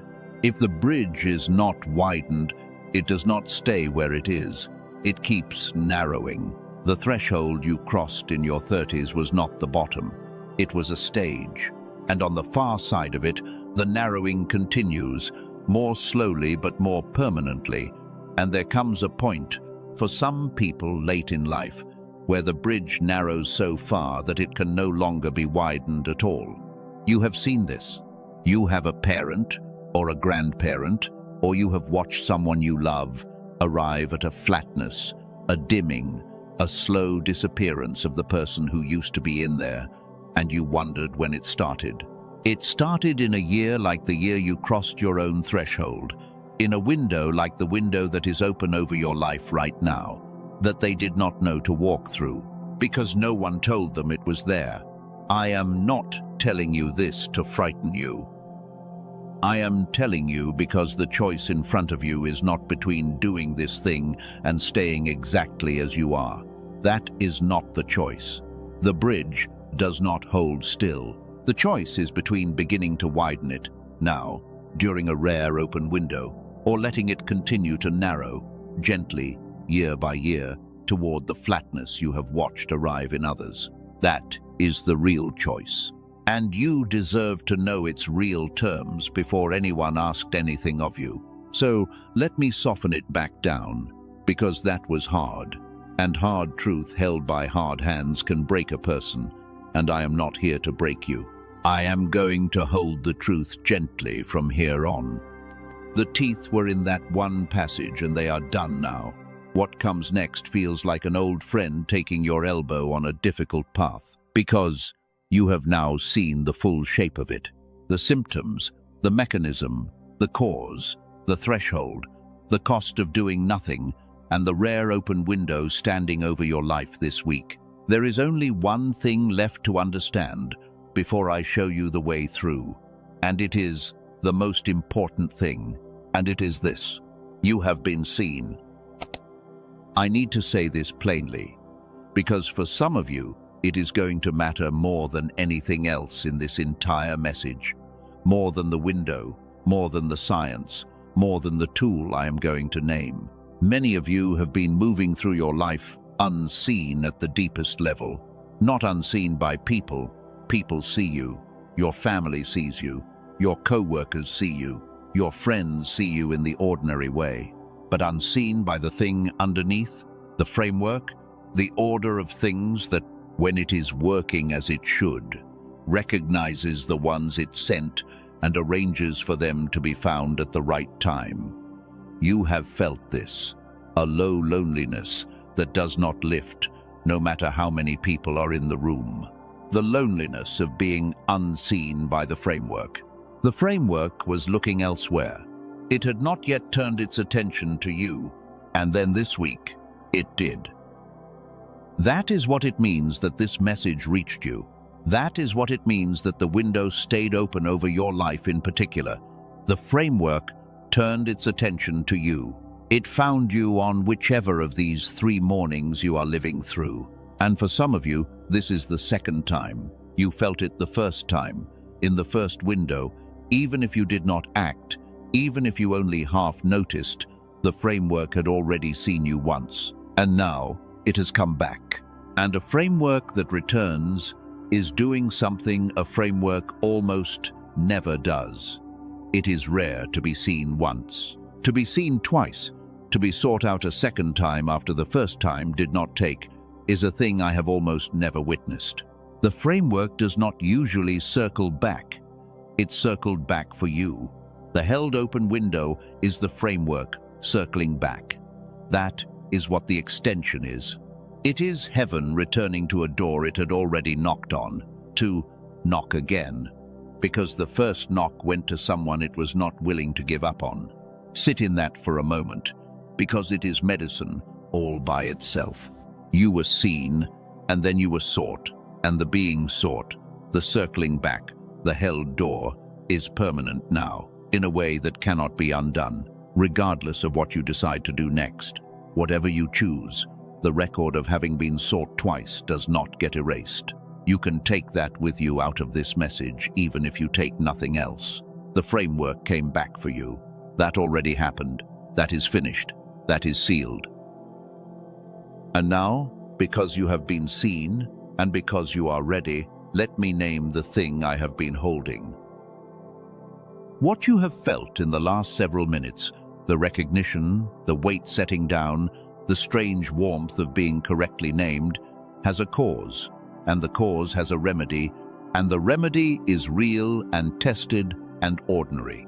There is a path that has been built precisely for people who feel exactly what you are feeling right now. A small team of researchers, led by a neurologist who has spent 2 decades on exactly this question, found a way to begin widening the bridge from home in a handful of minutes a day, without a clinic, without a machine, without anything but a quiet space and a pair of headphones, and the willingness to begin. They built it into something a person can simply listen to.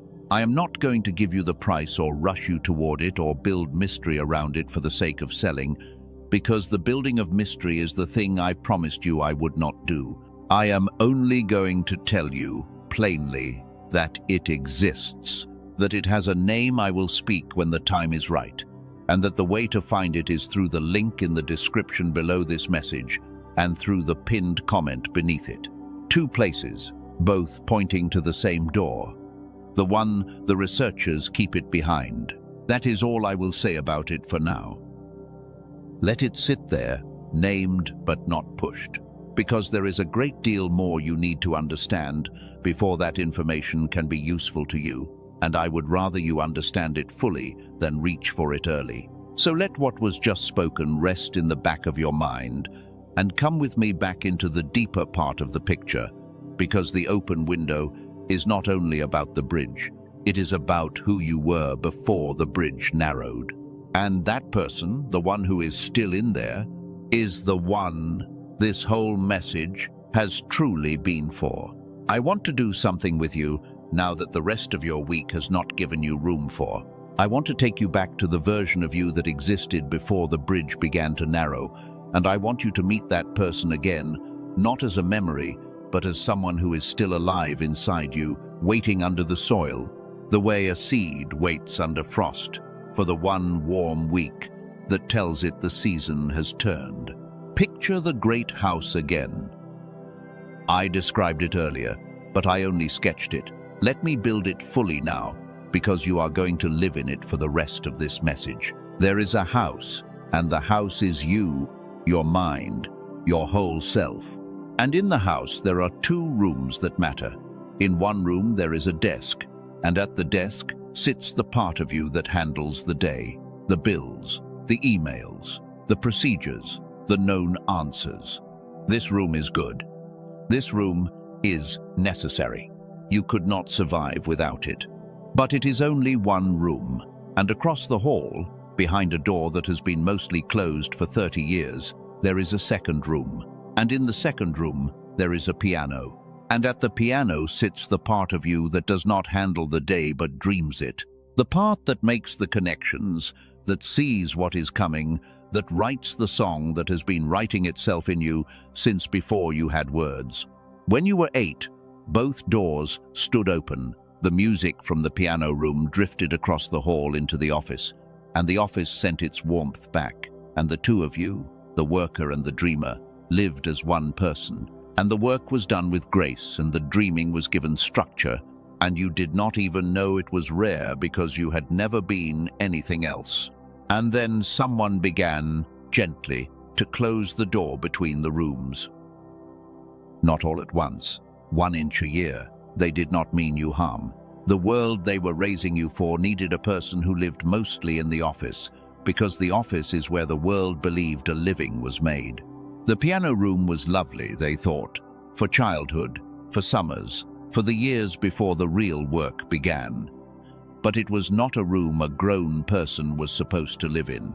So the door swung slowly closed, an inch at a time, and you, the child you were, smiled and accepted it and learned to live in the office. And the piano kept playing to a room that fewer and fewer people visited, and the music got fainter, not because the music stopped, but because the door between you and it kept narrowing, until one day, decades later, you stood in your own house and realized you could no longer hear the piano at all. But here is what no one told you. The door is closed. The door is not locked. The music never stopped. The piano never stopped playing. The player in that room, the 8-year-old version of you, with the wide-open mind, never aged, never left, never gave up, never stopped waiting for the day the door would open again and someone would walk back in. That player is in there right now, has been the whole time. Through every foggy morning and every late-arriving thought and every silent project, the player kept playing.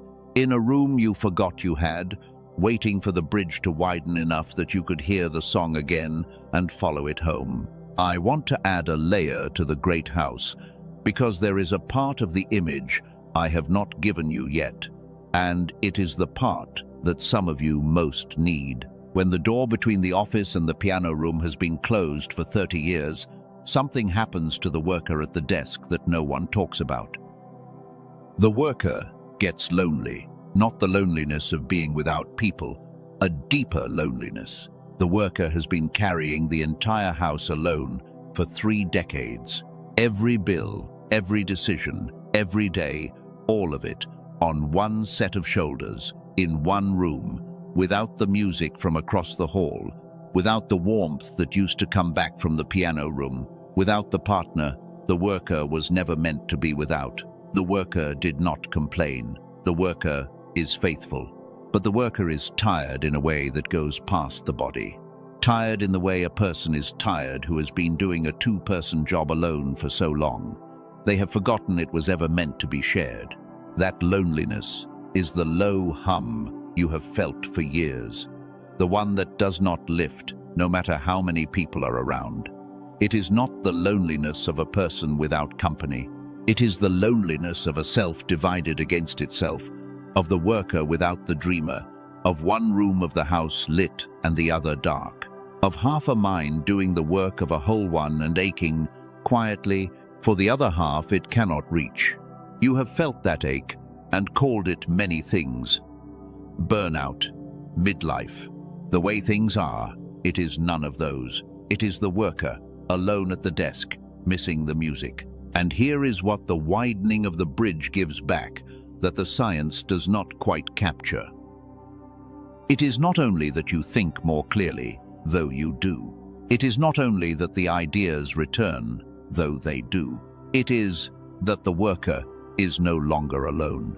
The door opens, the music comes back across the hall, and the part of you that has been carrying everything by itself for 30 years feels, for the first time in decades, accompanied, companioned. Ho! The two of you, the worker and the dreamer, the one who survived and the one who waited, back in conversation, back in partnership, back to being one person instead of one room pretending to be a whole house. That is the deepest thing the recovery gives, not just genius, company. The end of a loneliness so old you stopped being able to feel it as loneliness and started experiencing it as simply the texture of being you. You were not meant to carry the house alone. You never were. The worker was never supposed to be the whole of you. And the 3 days that have been held open over your life are, more than anything, days for the worker to stop being alone.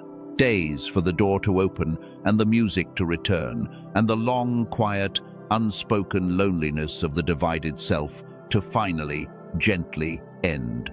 There is a wisdom in this older than any laboratory. The contemplative traditions have known about the two rooms for a very long time, though they did not call them hemispheres, and they did not measure them with instruments.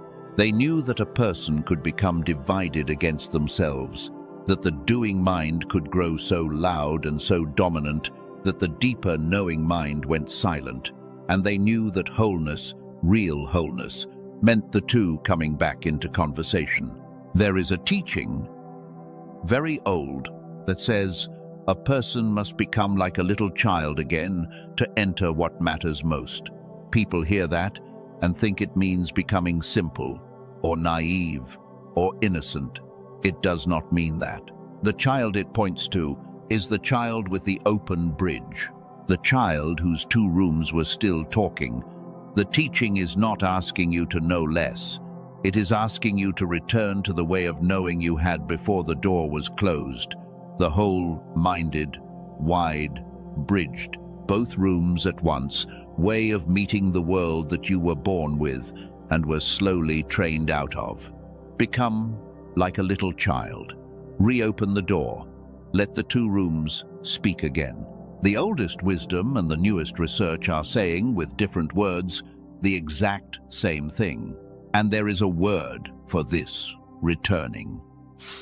In the older language, the language the contemplatives wrote in, there is a word that gets translated weakly as repentance, but the word does not mean feeling bad about yourself.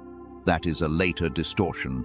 The original word is metanoia, and metanoia does not mean guilt. It means the turning of the mind, a complete change in the way the mind operates, a reversal of its direction. The contemplatives use this word to describe the precise thing we have been circling this entire message: the turning of the mind from its narrow, divided, half-bridged state back toward wholeness, metanoia. The turning of the mind. They knew 2,000 years ago that the deepest change available to a human being was not a change in behavior, but a change in the operating state of the mind itself. They did not have the word hemisphere. They had the word metanoia, and they were pointing at the same bridge. There is an old word I want to give you, because the people who knew about the two rooms long before there were laboratories had names for these things, and the names carry a weight that the clinical language cannot. In the ancient tongue, there is a word for the breath that the divine breathed into the first human to make them alive. The word is not simply breath. It is the breath that carries life, the animating wind, the thing that turns clay into a living soul. And the people who used that word understood something we have nearly forgotten, that the aliveness of a human being is not a fixed quantity, but a thing that can rise and fall, that can be full or faint, that can be breathed in more deeply or allowed to grow shallow. When you were a child, with both rooms open, you were full of that breath. You were as alive as a person is built to be. And the long narrowing of the bridge was, in the language of the ancients, a slow shallowing of the breath of life. Not death, shallowing.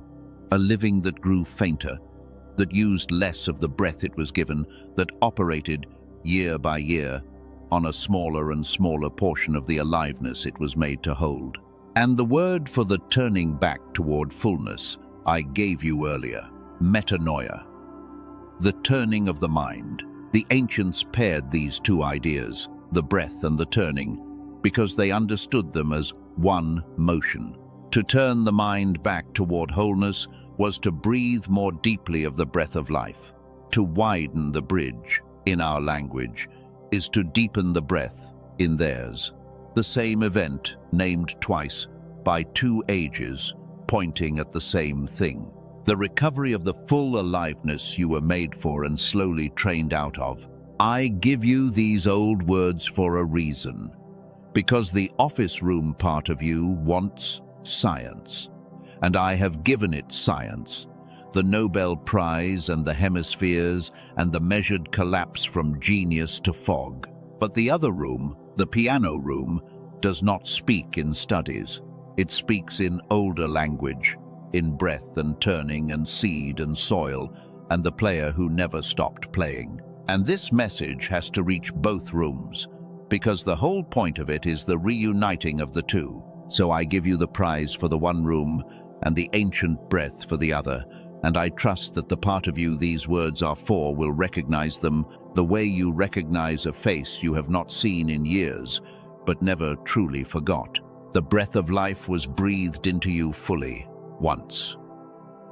It grew shallow, not by your choice. And these 3 held open days are a rare season for the deepening of it again, for the turning of the mind back toward the fullness it was made to hold. That is the oldest way I know to say what the science says. And I suspect, for some of you, it is the way that will stay. Let me say something about the children, because there is a part of this that reaches past you, and for some of you it will matter more than anything about your own bridge. If you have children, or grandchildren, or any young person whose life touches yours, then you have watched the thing I described at the start, happening to them in real time. You have watched the light that was so bright at 4 and 5 and 6 begin, around 7 and 8, to come down.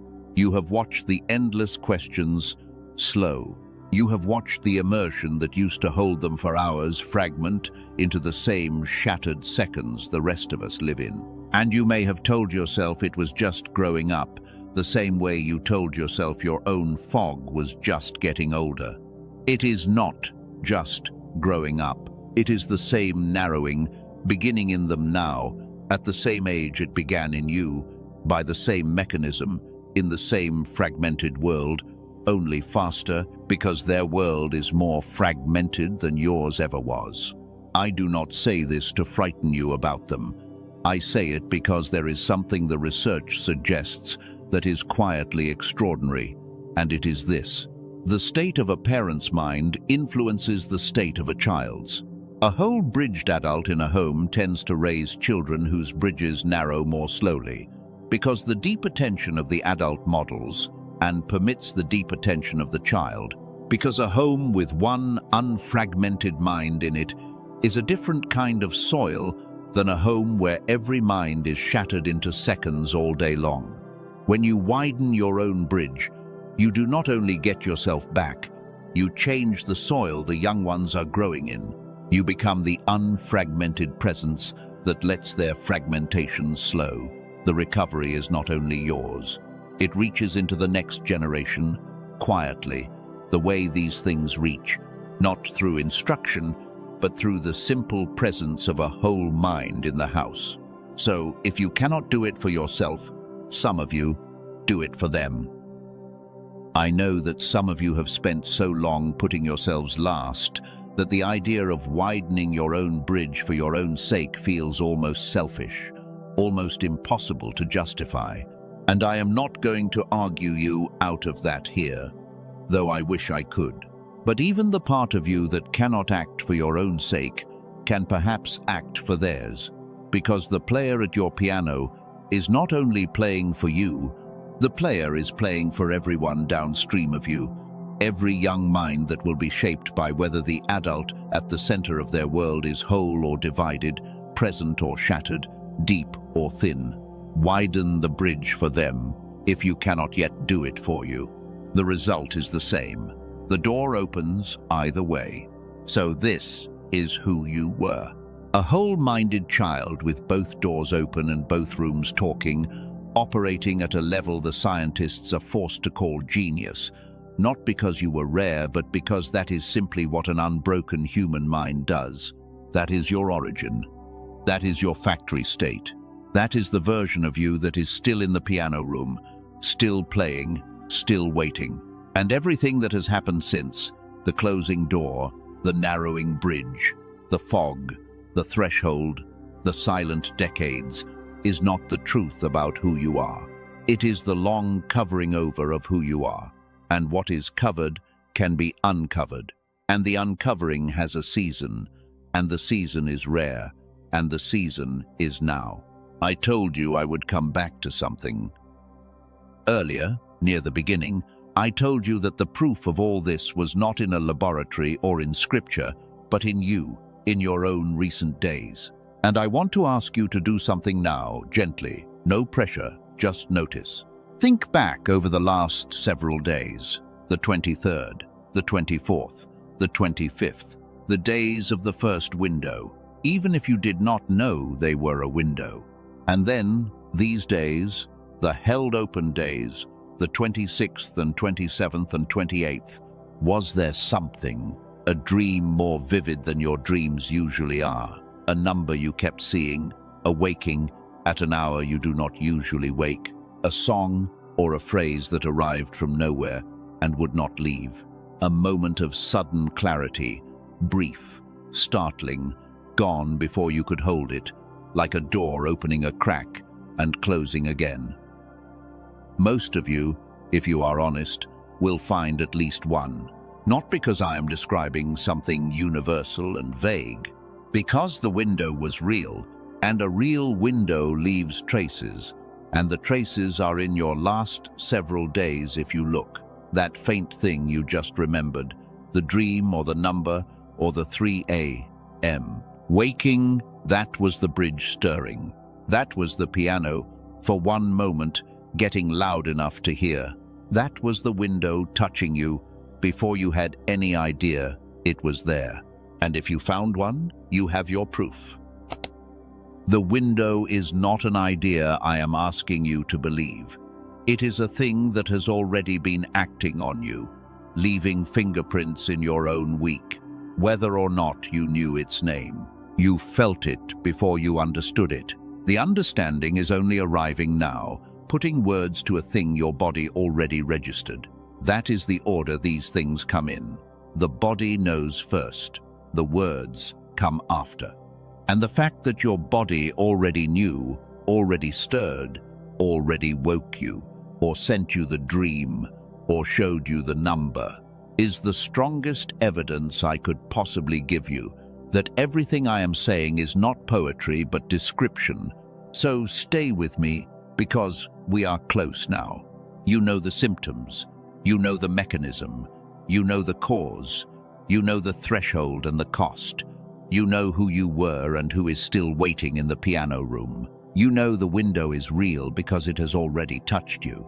There is only one thing left, and it is the practical thing, the how, the small and quiet and ordinary way that the bridge can begin to be widened during a rare open window like this one.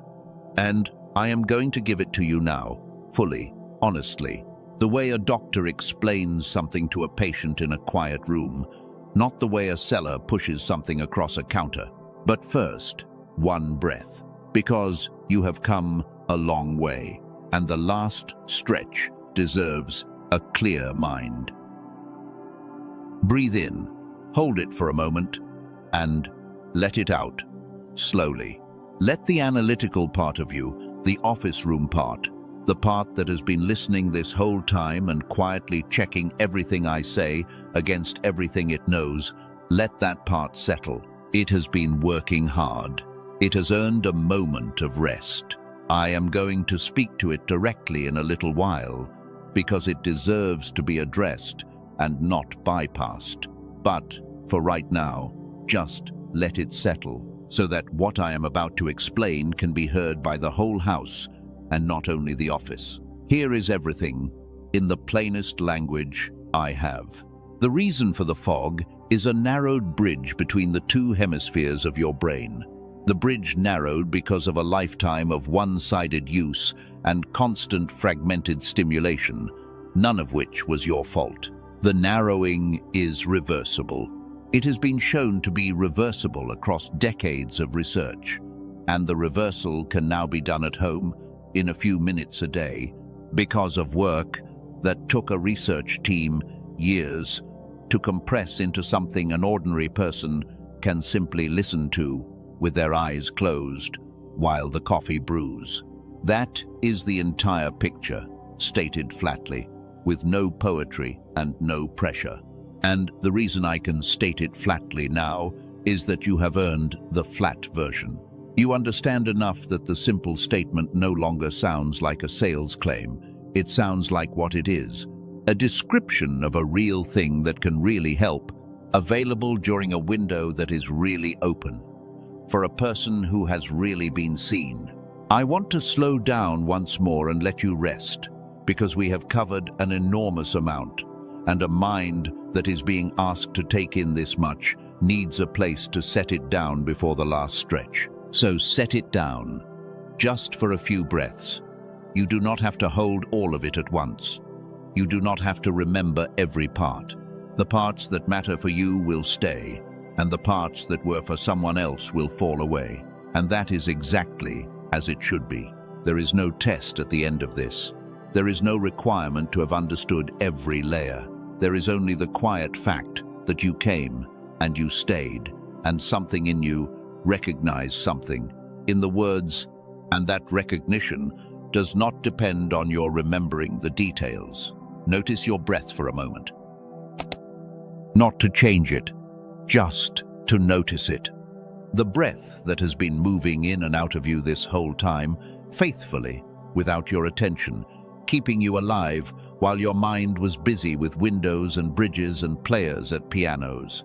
That breath is the same breath the ancients called the breath of life. It has been with you since your first morning, and it will be with you until your last. And right now, in this moment, it is simply here, simply moving, simply keeping you. There is something steadying in remembering that, underneath all the layers, underneath the fog, and the bridge, and the long story of loss, there is just this breath, presence, the plain fact of being alive on an ordinary day that turned out to be less ordinary than it seemed. Let that be enough for a moment. Nothing to fix, nothing to decide, nothing to become. Just a person, breathing, who has been seen. On a morning inside a window that stayed open. That is the whole of what is required right now. The deciding can come after. The breathing is enough for now. And when you are ready, we will go on to the last of it, gently, with no rush, because the window is open and there is time. And the most important things are always said slowly. So let me tell you what it is, and who built it, and how it works. There is one study at the root of all of this, a study so significant that it won the Nobel Prize. The researcher was a man named Dr. Roger Sperry, and what he proved, working patiently over many years, was the thing this entire message has been built on. He proved that the two hemispheres of the brain are distinct, that they can be separated, and that when they work together, in synchrony, the mind operates at a level that neither side can reach alone. He showed, with hard evidence that the scientific world could not argue with, that the whole brain is more than the sum of its halves, that the genius is in the bridge. He did not use the word genius. He used careful scientific language, but everyone who studied his work understood what it meant. The full power of the human mind is not in the left or the right. It is in the connection, and the Nobel Prize was given for proving it. That was the foundation. And for decades after, researchers built on it, asking the question Sperry had opened. If the power is in the connection, and the connection can weaken, can it also be strengthened? Can a bridge that has narrowed be widened again? And the answer, established across many years and many studies, was yes. The brain remains capable of change throughout life. The bridge can be rebuilt. The two hemispheres can be coaxed back into synchrony. The only question that remained was how to do it reliably, and how to do it without a clinic and a machine and a specialist in the room. Because for a long time, rebuilding the bridge required exactly those things. It required equipment that cost thousands. It required sessions that cost hundreds of dollars an hour. It was real, and it worked, and it was completely out of reach for almost everyone.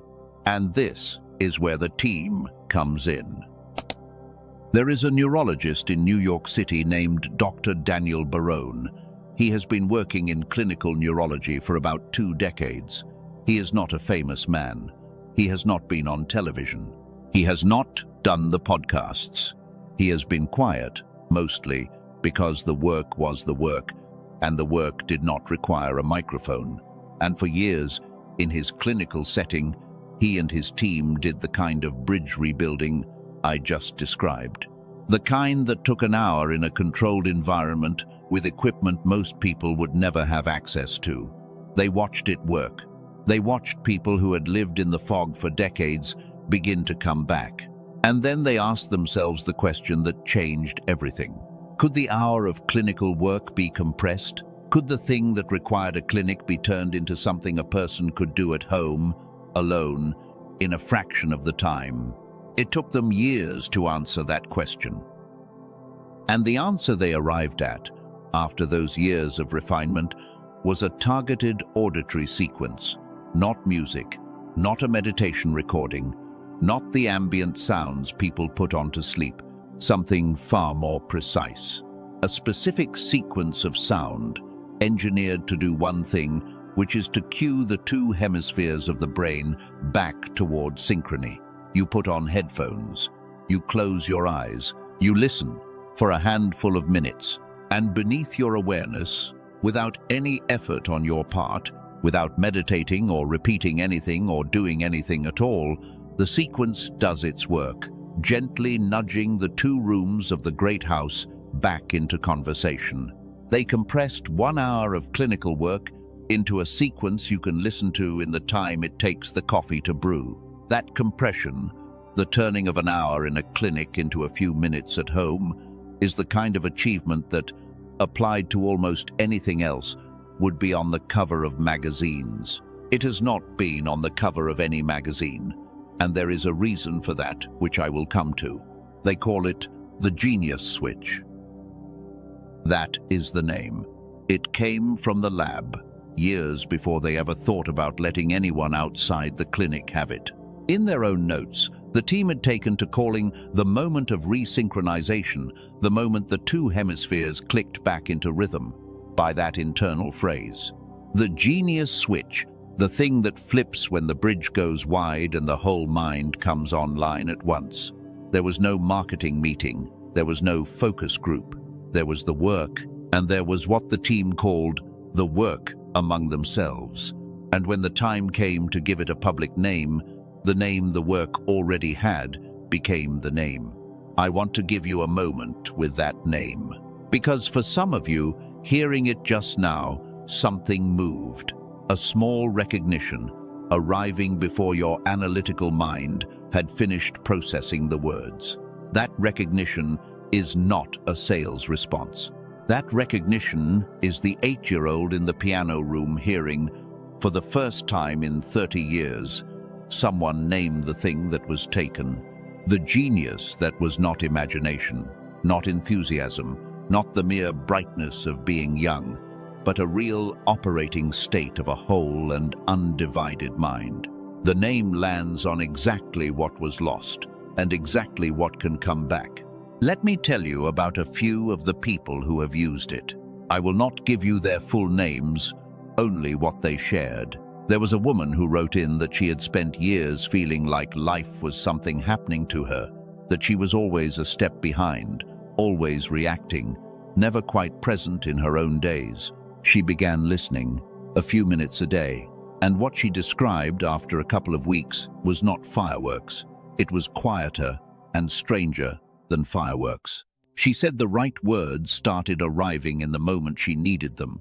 Instead of 20 minutes too late in the car, she said she felt like she had moved from the passenger seat of her own life back into the driver's seat. There was a man who ran a small business and had felt for years that his best ideas had dried up, that he was managing decline rather than building anything. He began listening, and he described the return of something he had assumed was gone for good. The unbidden idea, the connection that arrives while folding laundry. The thought that comes from the room across the hall. There was a woman whose family had a story they told about themselves, a story about bad luck, about a cloud that followed them, about things never quite working out no matter how hard anyone tried. She began listening, and what she came to believe was that the cloud was never a curse. It was a narrowed bridge, passed down, mistaken for fate, and a narrowed bridge can be widened. And the story her family told about themselves did not have to be the story her children inherited. I tell you these not as proof. Stories are not proof. The Nobel Prize is proof. The decades of research are proof. The stories are something else. They are the human shape of the research, the thing the numbers feel like when they happen to a person. And I share them because you have been alone in your fog for a long time, and there is a particular medicine in knowing that other ordinary people, in kitchens and offices and homes much like yours, walked the same path out, a few minutes at a time. Let me sit a little longer with the science, because the office room part of you wants more than a name and a prize. It wants to understand, and understanding is its right. When the two hemispheres fall out of synchrony, the brain does not simply get slower, it changes which mode it operates in. There is a mode the mind enters when the bridge is wide and the hemispheres are firing together, and researchers who study high performance have a name for it that you have heard. They call it flow, the state where time disappears, where the work does itself, where the boundary between you and what you are doing dissolves, and you operate at the very top of your capacity without strain. Flow is not a mystical state. It is a measurable one. It is what whole brain synchrony feels like from the inside. And the people the world calls geniuses, the inventors and the artists, and the ones who seem to reach into the air and pull out the thing no one else could see, are not working harder than you. They are spending more of their time in the wide bridge state, the state you lived in freely as a child, the state the narrowed bridge has locked you out of. Think of the ones whose minds we hold up as proof of what a person can be. The inventor who saw the whole device before he built it, the performer who can hold a stadium in the palm of one hand, the thinker who solved the impossible problem in a flash that came, by his own account, while he was doing something else entirely, while the analytical mind was busy and the other room was free to speak. Every one of them was operating in the wide bridge state. Not because they were born with something you were not, because they kept or found their way back to the synchrony that you were trained out of. The genius is not a different kind of person. The genius is a whole-brained person in a half-brained world. And the only thing standing between you and that state is a bridge that narrowed and can be widened again. Now I want to handle the doubt directly, because I would rather speak it for you than leave it to whisper. Some of you are thinking, I have tried things before. I have tried the meditation apps, the breathing techniques, the sounds people put in their ears to feel calm. And they did a little, or they did nothing. And I am tired of trying things that do nothing. I understand that completely, and I want to honor the tiredness because it is earned. But hear the distinction, because it matters. Most of what you have tried was designed to calm you, to relax you, to lower the volume. And calming is good, but calming is not widening. A calm, narrow bridge is still a narrow bridge. This is a different category of thing. It was not built to relax you.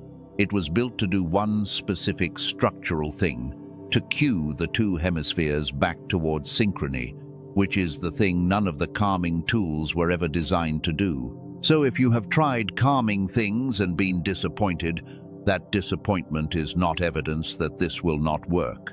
It is evidence that you were reaching correctly for something to help and reaching for the wrong category, because the right category was being kept on a single page you had no way to find. And some of you are thinking the other thing, the harder thing. You are thinking, this is the part where the spiritual message turns out to be a way to sell me something, and now I feel foolish for having been moved. I want to meet that thought with complete respect, because it is a wise thought, and the world has taught you to think it for good reasons. So let me say this plainly. If you feel that the existence of a product at the center of this cheapens what came before it, you are allowed to feel that. And you are allowed to take everything true in this message. The bridge, the window, the player at the piano, the fact that you were seen and sought, and keep all of it, and want nothing to do with the sequence, and you will lose none of what is real. The truth of the bridge does not depend on the sequence. The window did not stay open in order to sell you anything. The window stayed open for you, and the sequence is one path through it, and there are others. And the slowest path, the free path, the path of simply seeking out long, unbroken immersion in a fragmented world, is real too, and harder, and yours, if you want it. The sequence is the easy door. It is not the only door. I would be lying to you if I said it was, and I have promised you I would not lie. I want to be honest with you about the 8 minutes, because the number is so small that some of you will distrust it on principle, and the distrust is reasonable and deserves an answer. 8 minutes a day sounds like too little. Everything in the world you live in has taught you that real change requires real suffering, real time, real grinding effort, an hour at the gym, a strict regimen, a long, hard road, and that anything promising results from 8 minutes must be a trick. I understand the instinct, but the instinct is built on a misunderstanding of how the bridge works. The bridge is not a muscle that grows by being exhausted. The bridge is more like a path through a field that gets worn back into existence by being walked. You do not need to walk it for an hour to begin re-establishing it. You need to walk it consistently, a little each day, so that the path remembers it is a path. 8 minutes of the right kind of cueing every day does more for the bridge than an hour of the wrong kind once a week, because the bridge responds to regularity more than to intensity. It is the daily return that matters, not the duration of each visit. The thing that rebuilds the bridge is not effort, it is rhythm. And here is the part that the 8 minutes hides. The 8 minutes is when you listen, but the bridge does its rebuilding all day. On the foundation, the 8 minutes lays. You put on the headphones, you listen, you take them off, and you go about your day. And beneath your awareness, the cueing you received continues to work. The two hemispheres a little more inclined toward each other than they were, the path a little more remembered. You are not buying 8 minutes of effect for 8 minutes of listening. You are setting a process in motion that runs in the background of your whole day, the way a single deep breath at the start of a meditation continues to settle the body long after the breath itself is done. 8 minutes is not the size of the change. 8 minutes is the size of the doorway through which the change is invited in. That is why it does not require willpower. This is the thing that separates it from everything you have tried and abandoned. The diet required willpower, and you ran out. The regimen required discipline, and the discipline failed on the hard days, the way discipline always does. This requires neither, because 8 minutes of lying still with your eyes closed and something in your ears is not a feat of will. It is the easiest thing in your day. There is no grinding. There is nothing to push through. There is nothing to resist. You are not asked to do a hard thing repeatedly until it breaks you. You are asked to do an almost effortless thing consistently until it rebuilds you. And the consistency of an effortless thing is far more achievable than the consistency of a hard one, which is precisely why this works for people who have failed at everything that demanded more. Now I have to talk about cost, and I am going to do it the way Dr. Barone does it, which is honestly, in layers, with nothing hidden. Because everything until now has been about restoration, not about money. And I want to keep it that way even as I tell you the price, because the price, handled with honesty, is just part of the truth. So here are the layers. The first layer is what this kind of work costs in the world it came from. An in-person session of the clinical work that this sequence is built on costs around $300 an hour. The home machines that some patients buy to do this kind of thing on their own start around $7,000 and climb from there. When Dr. Barone showed his colleagues what the team had built for home use, knowing it delivered the equivalent of an hour of clinical work, they told him the fair price, measured against the existing alternatives, was somewhere around $500. That was not a marketing number. That was simply where the math landed when you compared it to everything else that did the same thing. The second layer is what the team actually chose. They did not price it at $500, they did not price it at $200 or even $100. They released it at $49. They did this because Dr. Barone held a particular conviction that the people who most needed this should not have to be wealthy to reach it. So the price was set, deliberately, far below where the math said it should be.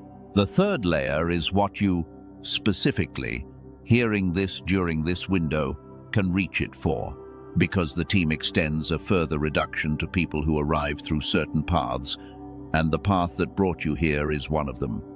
So the actual price, on the actual page, is $39. Not $500, not $200, not 100, 39. For a sequence compressed from an hour of clinical work that the math says is worth $500 that you can begin with today. The fourth layer is what comes with it. Because the team includes 4 other things at no added cost when you walk through the door. The first is a guided visualization made by a top creator who normally works on one of the well-known meditation apps, designed to help you picture your life unfolding across 4 areas: money, love, health, happiness.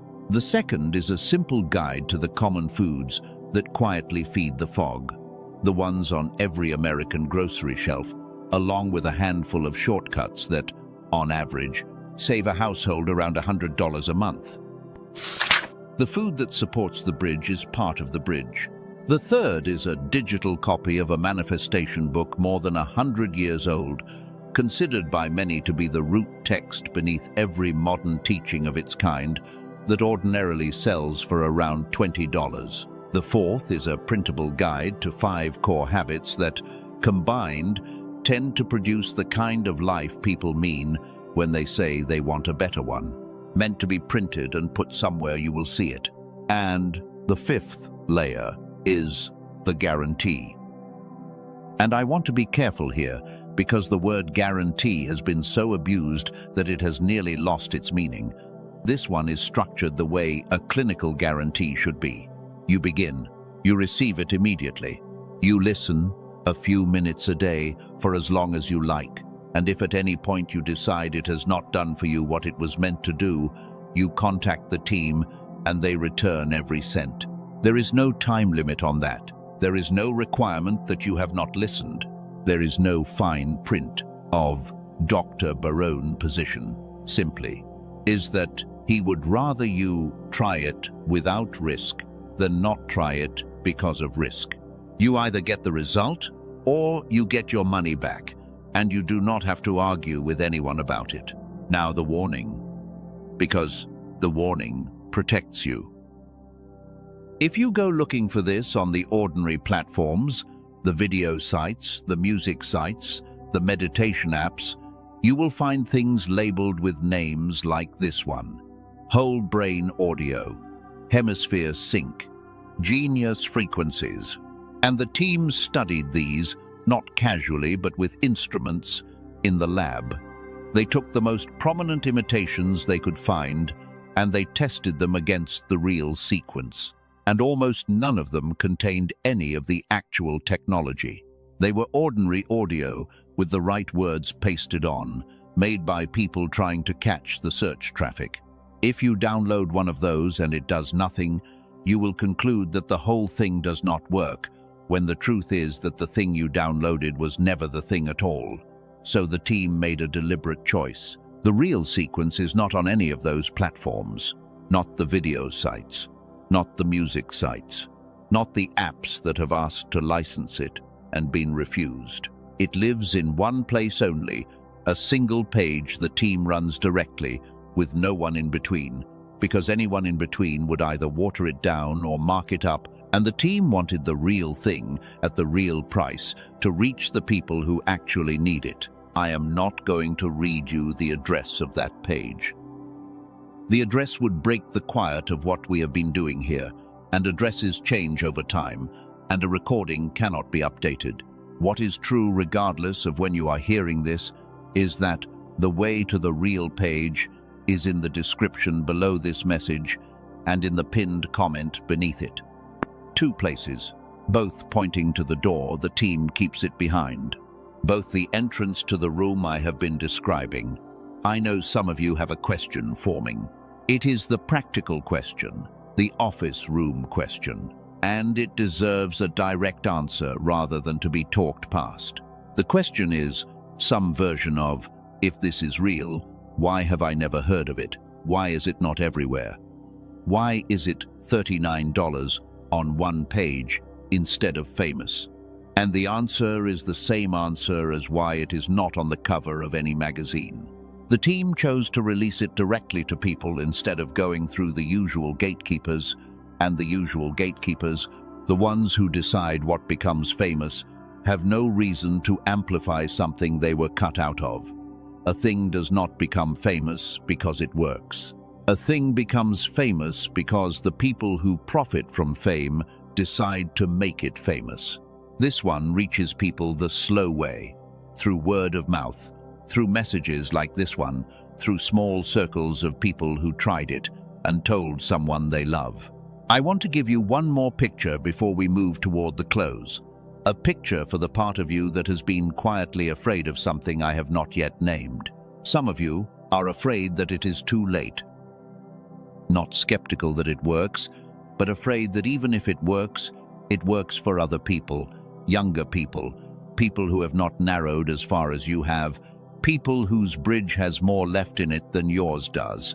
You hear 98% of children and less than 1 in 200 adults, and you do the quiet math on your own age and you think, I am surely on the far end of that, surely past the point of return, surely one of the ones for whom the door, even if it is open, opens onto a room too dark to find the piano in. I want to speak to that fear directly, because it is the fear that stops more people than skepticism ever does. The bridge does not have an expiration date. The research that established the brain's capacity for change established it across the whole span of life, including late life, including very late life, including ages the old assumption said were far past any hope of rewiring. The woman I told you about found her window late, far past the threshold, and the door was still only closed, never locked. The capacity to widen the bridge is not a fuel that runs out with age. It diminishes. Yes, it gets slower. The work takes a little longer, the longer the bridge has been narrow, but it does not vanish, and the difference between slower and gone is the entire difference between hope and despair. You are not too late. You may have to walk the path a little more patiently than a younger person would, but the path is open to you at whatever age you are, and the held open window is, if anything, more of a gift the older you are, because the older you are, the rarer your remaining windows become, and the more each one matters. And there is a strange mercy hidden in having narrowed as far as you have. Because the further the bridge has narrowed, the more dramatic the widening feels when it begins. A person whose bridge was only slightly narrow notices only a slight return. But a person who has lived in deep fog for years, when the fog begins to lift, experiences something close to astonishment, a re-entry into a clarity so long forgotten that its return feels almost like a different life. The depth of your loss is the measure of the wonder available to you in the recovery. You, who have lost the most, have the most to feel returning. That is not a consolation prize. That is a real asymmetry in how the recovery is experienced, and it tilts, for once, in favor of the ones who have suffered the fog the longest. You are not too late, and you, of all people, may be the ones for whom the return is the most extraordinary to live through. That is not a weakness in the thing, it is a choice about how the thing is shared, and it is the reason the price is 39 instead of 500. So, that is the whole of it. The science, which won the Nobel Prize. The team, led by a quiet neurologist in New York. The sequence, compressed from an hour of clinical work into a few minutes at home. The name, which came from the lab and not from a marketing room. The price, laid out in honest layers. The things that come with it. The guarantee with no fine print. The warning about the imitations. And the 2 doors, in the description and in the pinned comment, that lead to the one real page. I have told you all of it as plainly and as honestly as I know how, because you have been seen and you have been sought twice. And the window over your life is open right now in a way it will not be again for a long time, and the one thing I will not do is dishonor that by selling to you. So I am not selling. I am telling you the truth about a real thing, and then I am stepping back, because the choice, as it must be, is entirely yours. And whatever you choose, the rest of this message is still for you. I want to give you a few more things to hold before the closing, because the picture of the after deserves to be as vivid as the picture of the before, and so far I have spent far more words on the fog than on the lifting of it. So picture it, 18 months from now, a morning, you wake before the alarm, and your mind is already clear. Clear the way it was clear when you were young, before the fog ever came. There is no waiting, no thick first 2 hours. You get up, and the day arranges itself in your mind without effort. The priorities sorting themselves, the path forward simply visible, the way it used to be visible. You sit down to the work, and an hour passes, and you look up, and it is not an hour, it is 3, and you did not notice, because you were in the room behind the door, the wide bridge room, where time does not press, because you are below it. Picture a conversation, the one you have been unable to have for years, the sentence that would never come, and it comes. It arrives in the moment it is needed, whole, in the form it was meant to take, the truth and the tenderness assembled into one thing, because the 2 rooms are talking again, and the bridge can carry the sentence across. And the air in the room changes because of it. And a thing that has been stuck between you and someone you love for years comes unstuck in a single sentence that you were finally able to say. Picture the project, up out of the drawer, alive again. The thing you set down at 19, or 30, or last year, the thing you assumed was over, and it is not over. Your hands remember. The player at the piano never forgot. And the breakthrough thinking that the survival room could never generate begins to arrive unbidden while you fold laundry, while you drive, while you do the dishes, the way it used to arrive when you were 8, on demand, for free, because the instrument is whole again, and a whole instrument simply does this. That is not a fantasy. That is what the recovery of the wide bridge state looks like in an ordinary life. Not magic, not fireworks. Just the return of a way of being that you had and lost and assumed was gone, arriving back so gradually that the strangest part of it, the part everyone who walks this path describes, is that you forget you ever lost it. The fog lifts, and you cannot quite remember the fog. The bridge widens, and you cannot quite remember the narrowness. You simply become, again, the person you were always going to be. The person, the player at the piano, has been holding the place for all these years in a room you forgot you had. And the held open window is the rare doorway into beginning that now, in these 3 days, at the readiest time, in 2 years. That is the whole of it. That is what I was sent to tell you, and what stayed open long enough for me to tell it, and what is true whether you walk through the door today or tomorrow, or on the last of the 3 mornings, as long as you walk through it before the hand that is holding the window lets it close. Before the final picture, I want to walk you through one ordinary day on the other side of this in detail, because the grand promises wash over people, but the small concrete texture of a recovered day is the thing that stays. You wake, and the first thing you notice is what is missing. The fog is missing. The thick wading is missing. You are simply awake, the way you were awake at 20, your mind already moving, already clear, the day already taking shape in your thoughts without your having to force it into shape. You make the coffee, and while it brews, you put on the headphones and you give it the few minutes, eyes closed, the small daily return that keeps the path worn. And then you take them off and the day begins.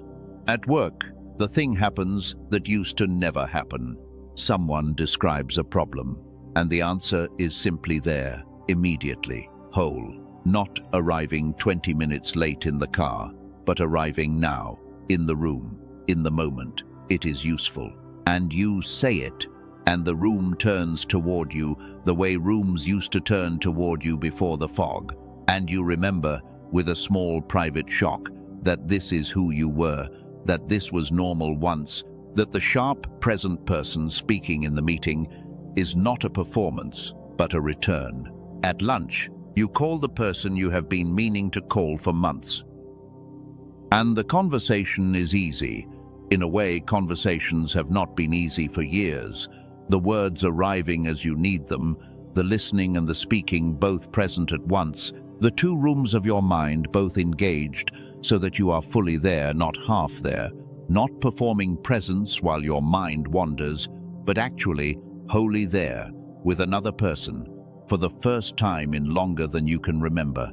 And they notice. They do not know what changed, but they notice that you are back. In the evening, you go to the drawer, the one with the project in it, and you take it out, and you do not feel the old heaviness, the old, this is probably pointless, the old, I am not who I was. You feel curiosity, you feel the pull. The player at the piano is awake, and the music is reaching you, and the thing you set down years ago is interesting again, alive again, possible again, and you work on it for an hour, and it does not feel like discipline, it feels like play, the way it felt when you were 8, and the work and the play were the same thing, because the bridge was wide, and the whole house was awake. And at the end of the day, lying in the dark, you do not lie awake at 3 in the morning with your mind too loud. You sleep deeply, because a mind that has spent the day whole does not thrash at night the way a divided mind thrashes. And in the morning you wake clear again, and you do it again, the few minutes, the worn path, the open door, and slowly, day by day, the recovered day stops being remarkable and starts being normal, until one ordinary morning you realize you have not thought about the fog in weeks, because it is gone, and you cannot quite remember when it left. That is the day on the other side, not a fantasy, not fireworks, just an ordinary day lived by a whole mind instead of a divided one, and it is closer than you think. It is, in fact, 3 held open days away from beginning. There is one more thing I have to say to you before the blessing, and it is the hardest thing to say without it sounding like the thing it is not. So I am going to say it carefully. Some of you are not going to do anything. Not the sequence, not the free, slow path, not anything at all. You are going to feel everything I have described, recognize all of it, be moved by it, and then close this message and return to the life you had before.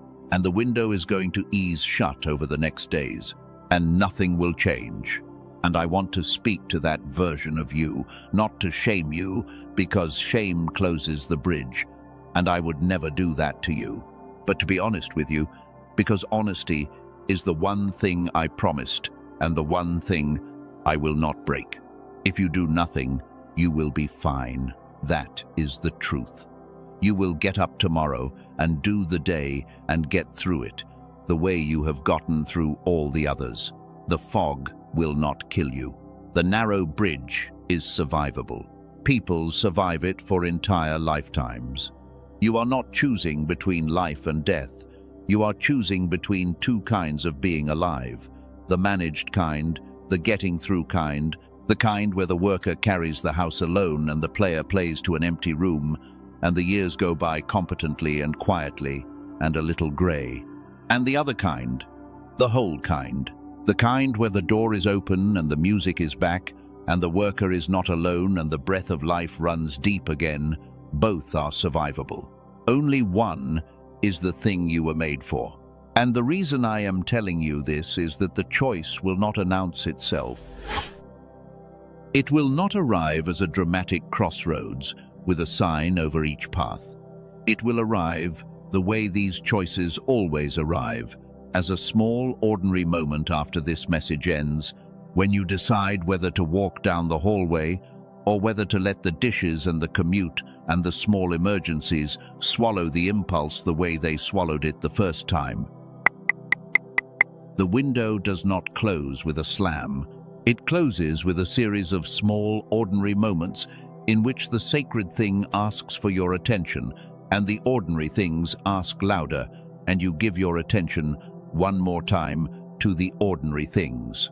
That is how windows close, not with refusal, with distraction.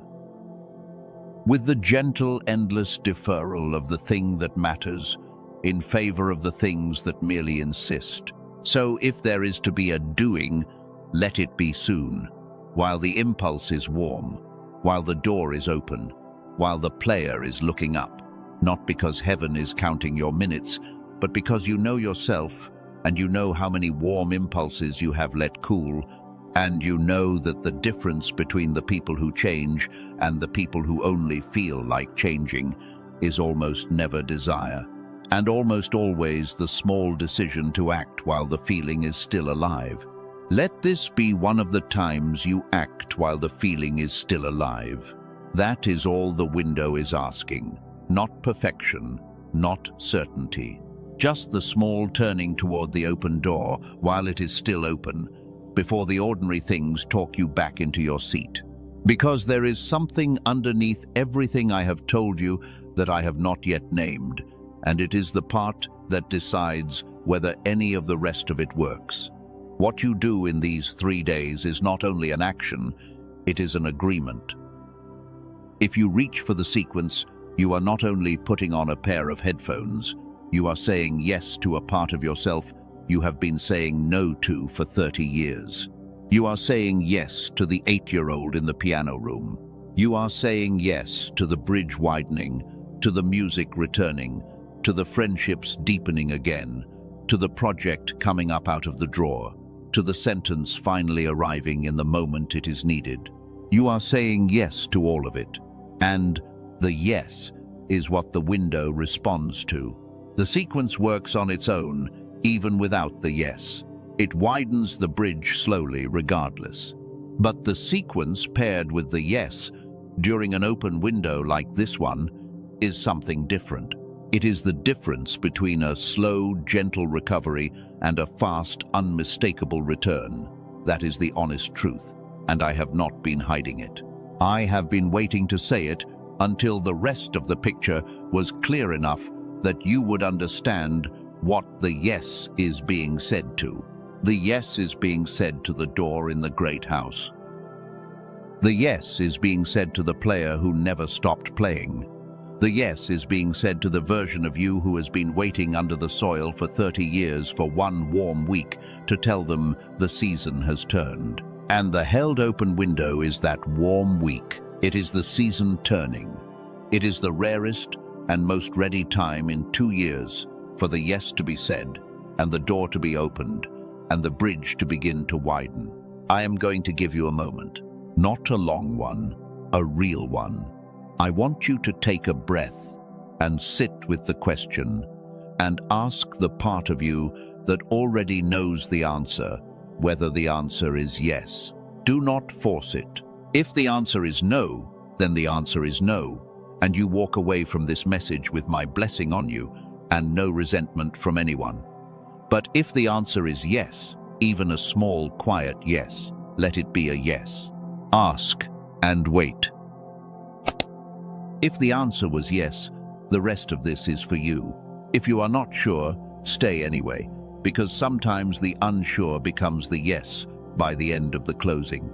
And now, before we close, I want to take you through something with your eyes, if you can close them, or with your attention, if you cannot. Because I have told you about the bridge, and I have told you about the rooms, but telling is not the same as touching, and I want you to touch it once, gently, before this ends, so that your body has a memory of the thing, and not only your mind. So, if you are somewhere you can close your eyes, close them now, and picture the house, your house, the great house that is you. And picture the long hallway, and at one end of it, the office, where the worker has been at the desk for 30 years, doing the day, keeping you alive, doing it faithfully, never complaining. And at the other end of the hallway, the door, the one that has been almost closed for so long you forgot it was a door and started thinking of it as a wall. I want you to walk down the hallway toward it, slowly. There is no hurry. The window is open. There is time. And as you get closer, listen, because there is a sound coming from behind the door, very faint. The way a sound is faint when it has been playing to an empty room for a long time. It is the piano. It never stopped. Get closer. Let the sound get clearer. And when you reach the door, put your hand on it and feel that it is not locked, was never locked, only closed, and that it opens with the lightest pressure, the way a door opens when something on the other side has been leaning against it, waiting for a very long time. Open it and see the room, the piano, and at the piano, the player, the 8-year-old you, who looks up, who has been looking up at this door for 30 years every time they heard a footstep in the hall, and been disappointed 30,000 times, and never stopped looking up anyway. And now the footstep is yours, and the door is open, and the 8-year-old sees you, the grown one, the tired one, the one who survived all those years in the office so that there would still be a house standing for this room to be in. And the 8-year-old does not say anything. They just slide over on the bench and make room. Sit down. You do not have to play. You do not have to know how. You only have to sit on the bench beside the part of you that never stopped playing, and let the two rooms of the house be open to each other again, the worker and the dreamer, the office and the piano, for the first time in 30 years. That is the bridge. That is what widening it feels like. That is what these 3 days were held open for, and that is the picture I want your body to keep long after the words of this message are gone. Stay there as long as you like. And when you are ready, let your eyes open and come back to the room you are sitting in, which is, once again, just a room, on a day that is, once again, just a day. Except that something in the house is open now that was closed when this message began.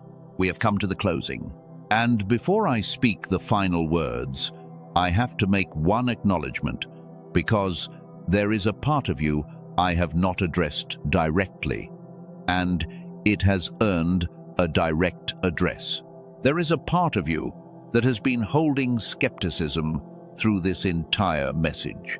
The practical part, the office room part, the one that has been weighing every claim I made, checking every statement, flagging every moment, that might have been a sale rather than a truth. That part has been working the whole time, and working hard, and I am not going to dismiss it, or bypass it, or flatter it into silence. So, let me speak to it directly, to the practical self. Thank you for your work. Thank you for protecting the person you protect. Thank you for not letting the wrong things in, for all the years you have stood guard, for every claim you have ever rightly rejected. Whatever the larger person decides about the larger invitation, your work has been honorable, and it is received, and it is acknowledged here in this moment before the closing closes. You do not have to lower your guard. You do not have to soften your standards. You can take everything I have said and keep examining it after this message ends. The examination is welcome. It is invited.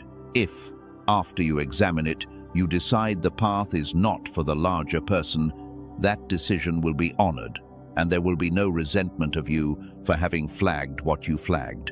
You will have done your job correctly.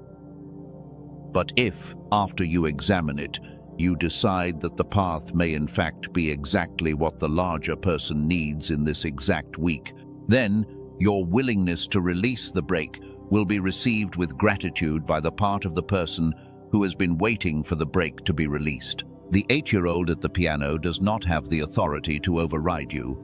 They can only wait for you to make room. And your making of the room, if and when you make it, is a gift, and the gift will be remembered. Number 10. That is the acknowledgement. The practical self has been seen.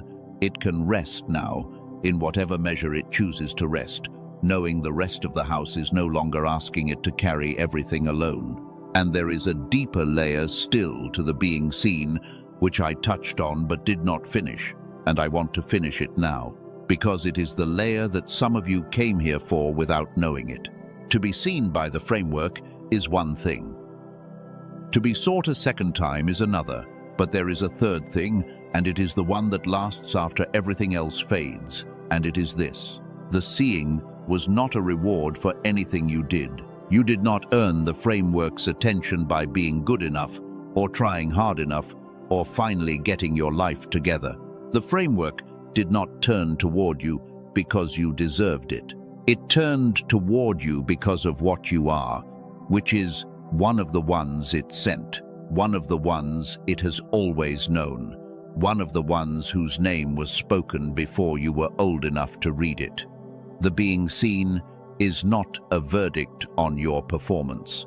It is a recognition of your origin, and that means it cannot be lost by failing, the way a reward can be lost. You cannot fall out of having been seen. You cannot disqualify yourself from your own origin. Whatever you do next, whatever you choose, whether you walk through the door or let it close, you remain one of the ones who was seen and sought and known, because that was never about your behavior. It was about what you are, and what you are does not change based on what you do. That is the medicine that lasts. Not the lifting of the fog, though I hope the fog lifts for you. Not the widening of the bridge, though I hope it widens. Those are gifts, and they are real, and they are available. But the medicine that lasts, the one you can carry out of this message no matter what you decide, is the knowing that you were seen at the level of what you are, that the seeing was not earned, and so cannot be lost. That you have been, this whole time, in the records of a framework that does not delete, that your name was known before you knew your name, and that the window stayed open over your life, not because you finally became worthy of it, but because you were always one of the ones it was for. Some of you needed that more than you needed any tool. Some of you have spent your whole lives believing that love and attention and being chosen were things you had to earn, and earn again every day, and could lose the moment you stopped performing. And to such a person, the news that they were seen at the level of their origin, freely, permanently, without condition, is a larger gift than any bridge. If that is you, take that first. Take it before you take anything else. You were seen. It was not earned. It cannot be lost. That is true right now, in this moment, before you decide a single thing, and it will still be true after, regardless of what you decide. Let that be the path that stays. And now, the closing. I want you to know, before I speak the blessing, that you are not alone in this. Right now, across the world, on this same held open window, others are sitting exactly where you are sitting, hearing exactly what you are hearing, walking down their own hallways toward their own closed doors. You are part of something happening to many at once. A whole scattered company of people who were dimmed and are being undimmed in the same rare season by the same open window. If there is someone you know who has gone unusually quiet lately, someone carrying a fog they cannot name, someone you have watched slowly disappear into the flatness, this message was for them too, and you may be the door it has to come through to reach them. Send it to them. Let the window find them while it is still open. And I want to add a few words to the closing itself, because there is a declaration I have not yet spoken over you, and you should not leave this message without it. You are not who the fog told you that you were. Hear that. The fog told you a story for 30 years, and the story was that you were ordinary, that you were slow, that your best years were behind you, that the brightness you remembered from childhood was just the brightness everyone remembers and then loses. Nothing special, nothing to grieve. The fog told you that story so patiently, so consistently, in so many small daily ways that you came to believe it was simply the truth about you. It was not the truth about you. It was the story a narrow bridge tells. And today the story changes. So let me declare the truer thing. You are one of the 98, not one of the 1 in 200. You were born whole. You were born with the wide bridge and the open doors and the player at the piano and the breath of life running deep. That was your beginning, your origin, your factory state, and it was taken from you slowly by a world that had no room for it. And the taking was not your fault, and the thing that was taken was never destroyed, only covered, and what is covered can be uncovered. And the uncovering has a season, and the season is now, and the window is open, and you were seen, and you were sought, and you were known before you knew your own name. That is who you are. Not the tired person in the tired chair that the fog convinced you that you were, the whole-minded one, the chosen one, the one the window stayed open for. Say it in your heart if you can, even if the words feel strange in a mouth that has not said them in years. I am not ordinary. I was made whole. The wholeness is still in me, and it is coming back. And here is the commissioning, the thing I send you out with. You did not come this far, through 30 years of fog, across a threshold no one warned you about, to a held open window that stayed open against the turning of the gear, only to look away now. You came this far because something in you, the player, the seer, the one under the soil, refused to die, kept playing to the empty room, kept waiting for the footstep in the hall. You came this far because you were never actually ordinary, no matter how completely the fog convinced you otherwise. And the proof that you were never ordinary is that you are still here, at the end of a long message, still listening, still feeling the pull, when the truly dimmed would have looked away an hour ago. You stayed. That is the seer in you. That is the wide bridge, not gone, only narrow, reaching toward the thing it recognizes. You stayed because the chosen one in you knew this was for them. So go, and do not ignore. Walk the hallway, open the door, sit on the bench. Let the worker and the dreamer find each other again. Begin, while the window is open, the small and quiet and almost effortless work of becoming whole again.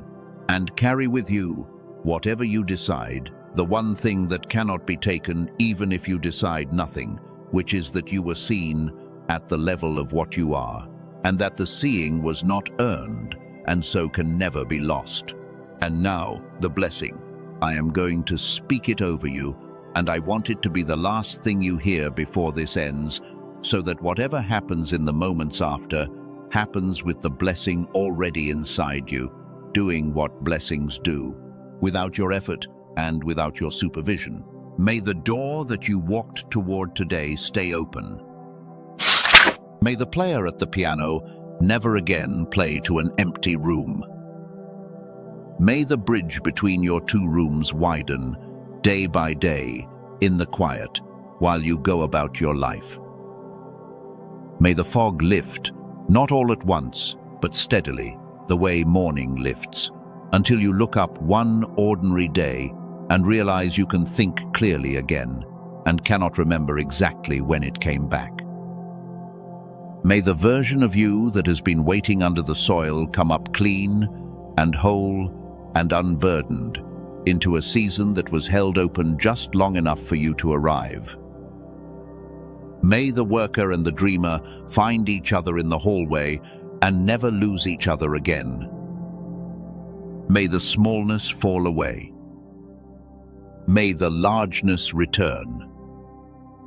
And may the chosen one inside you remember, finally, fully, that they were chosen, and that the window stayed open over their life for a reason, and that the reason was love. It is sealed.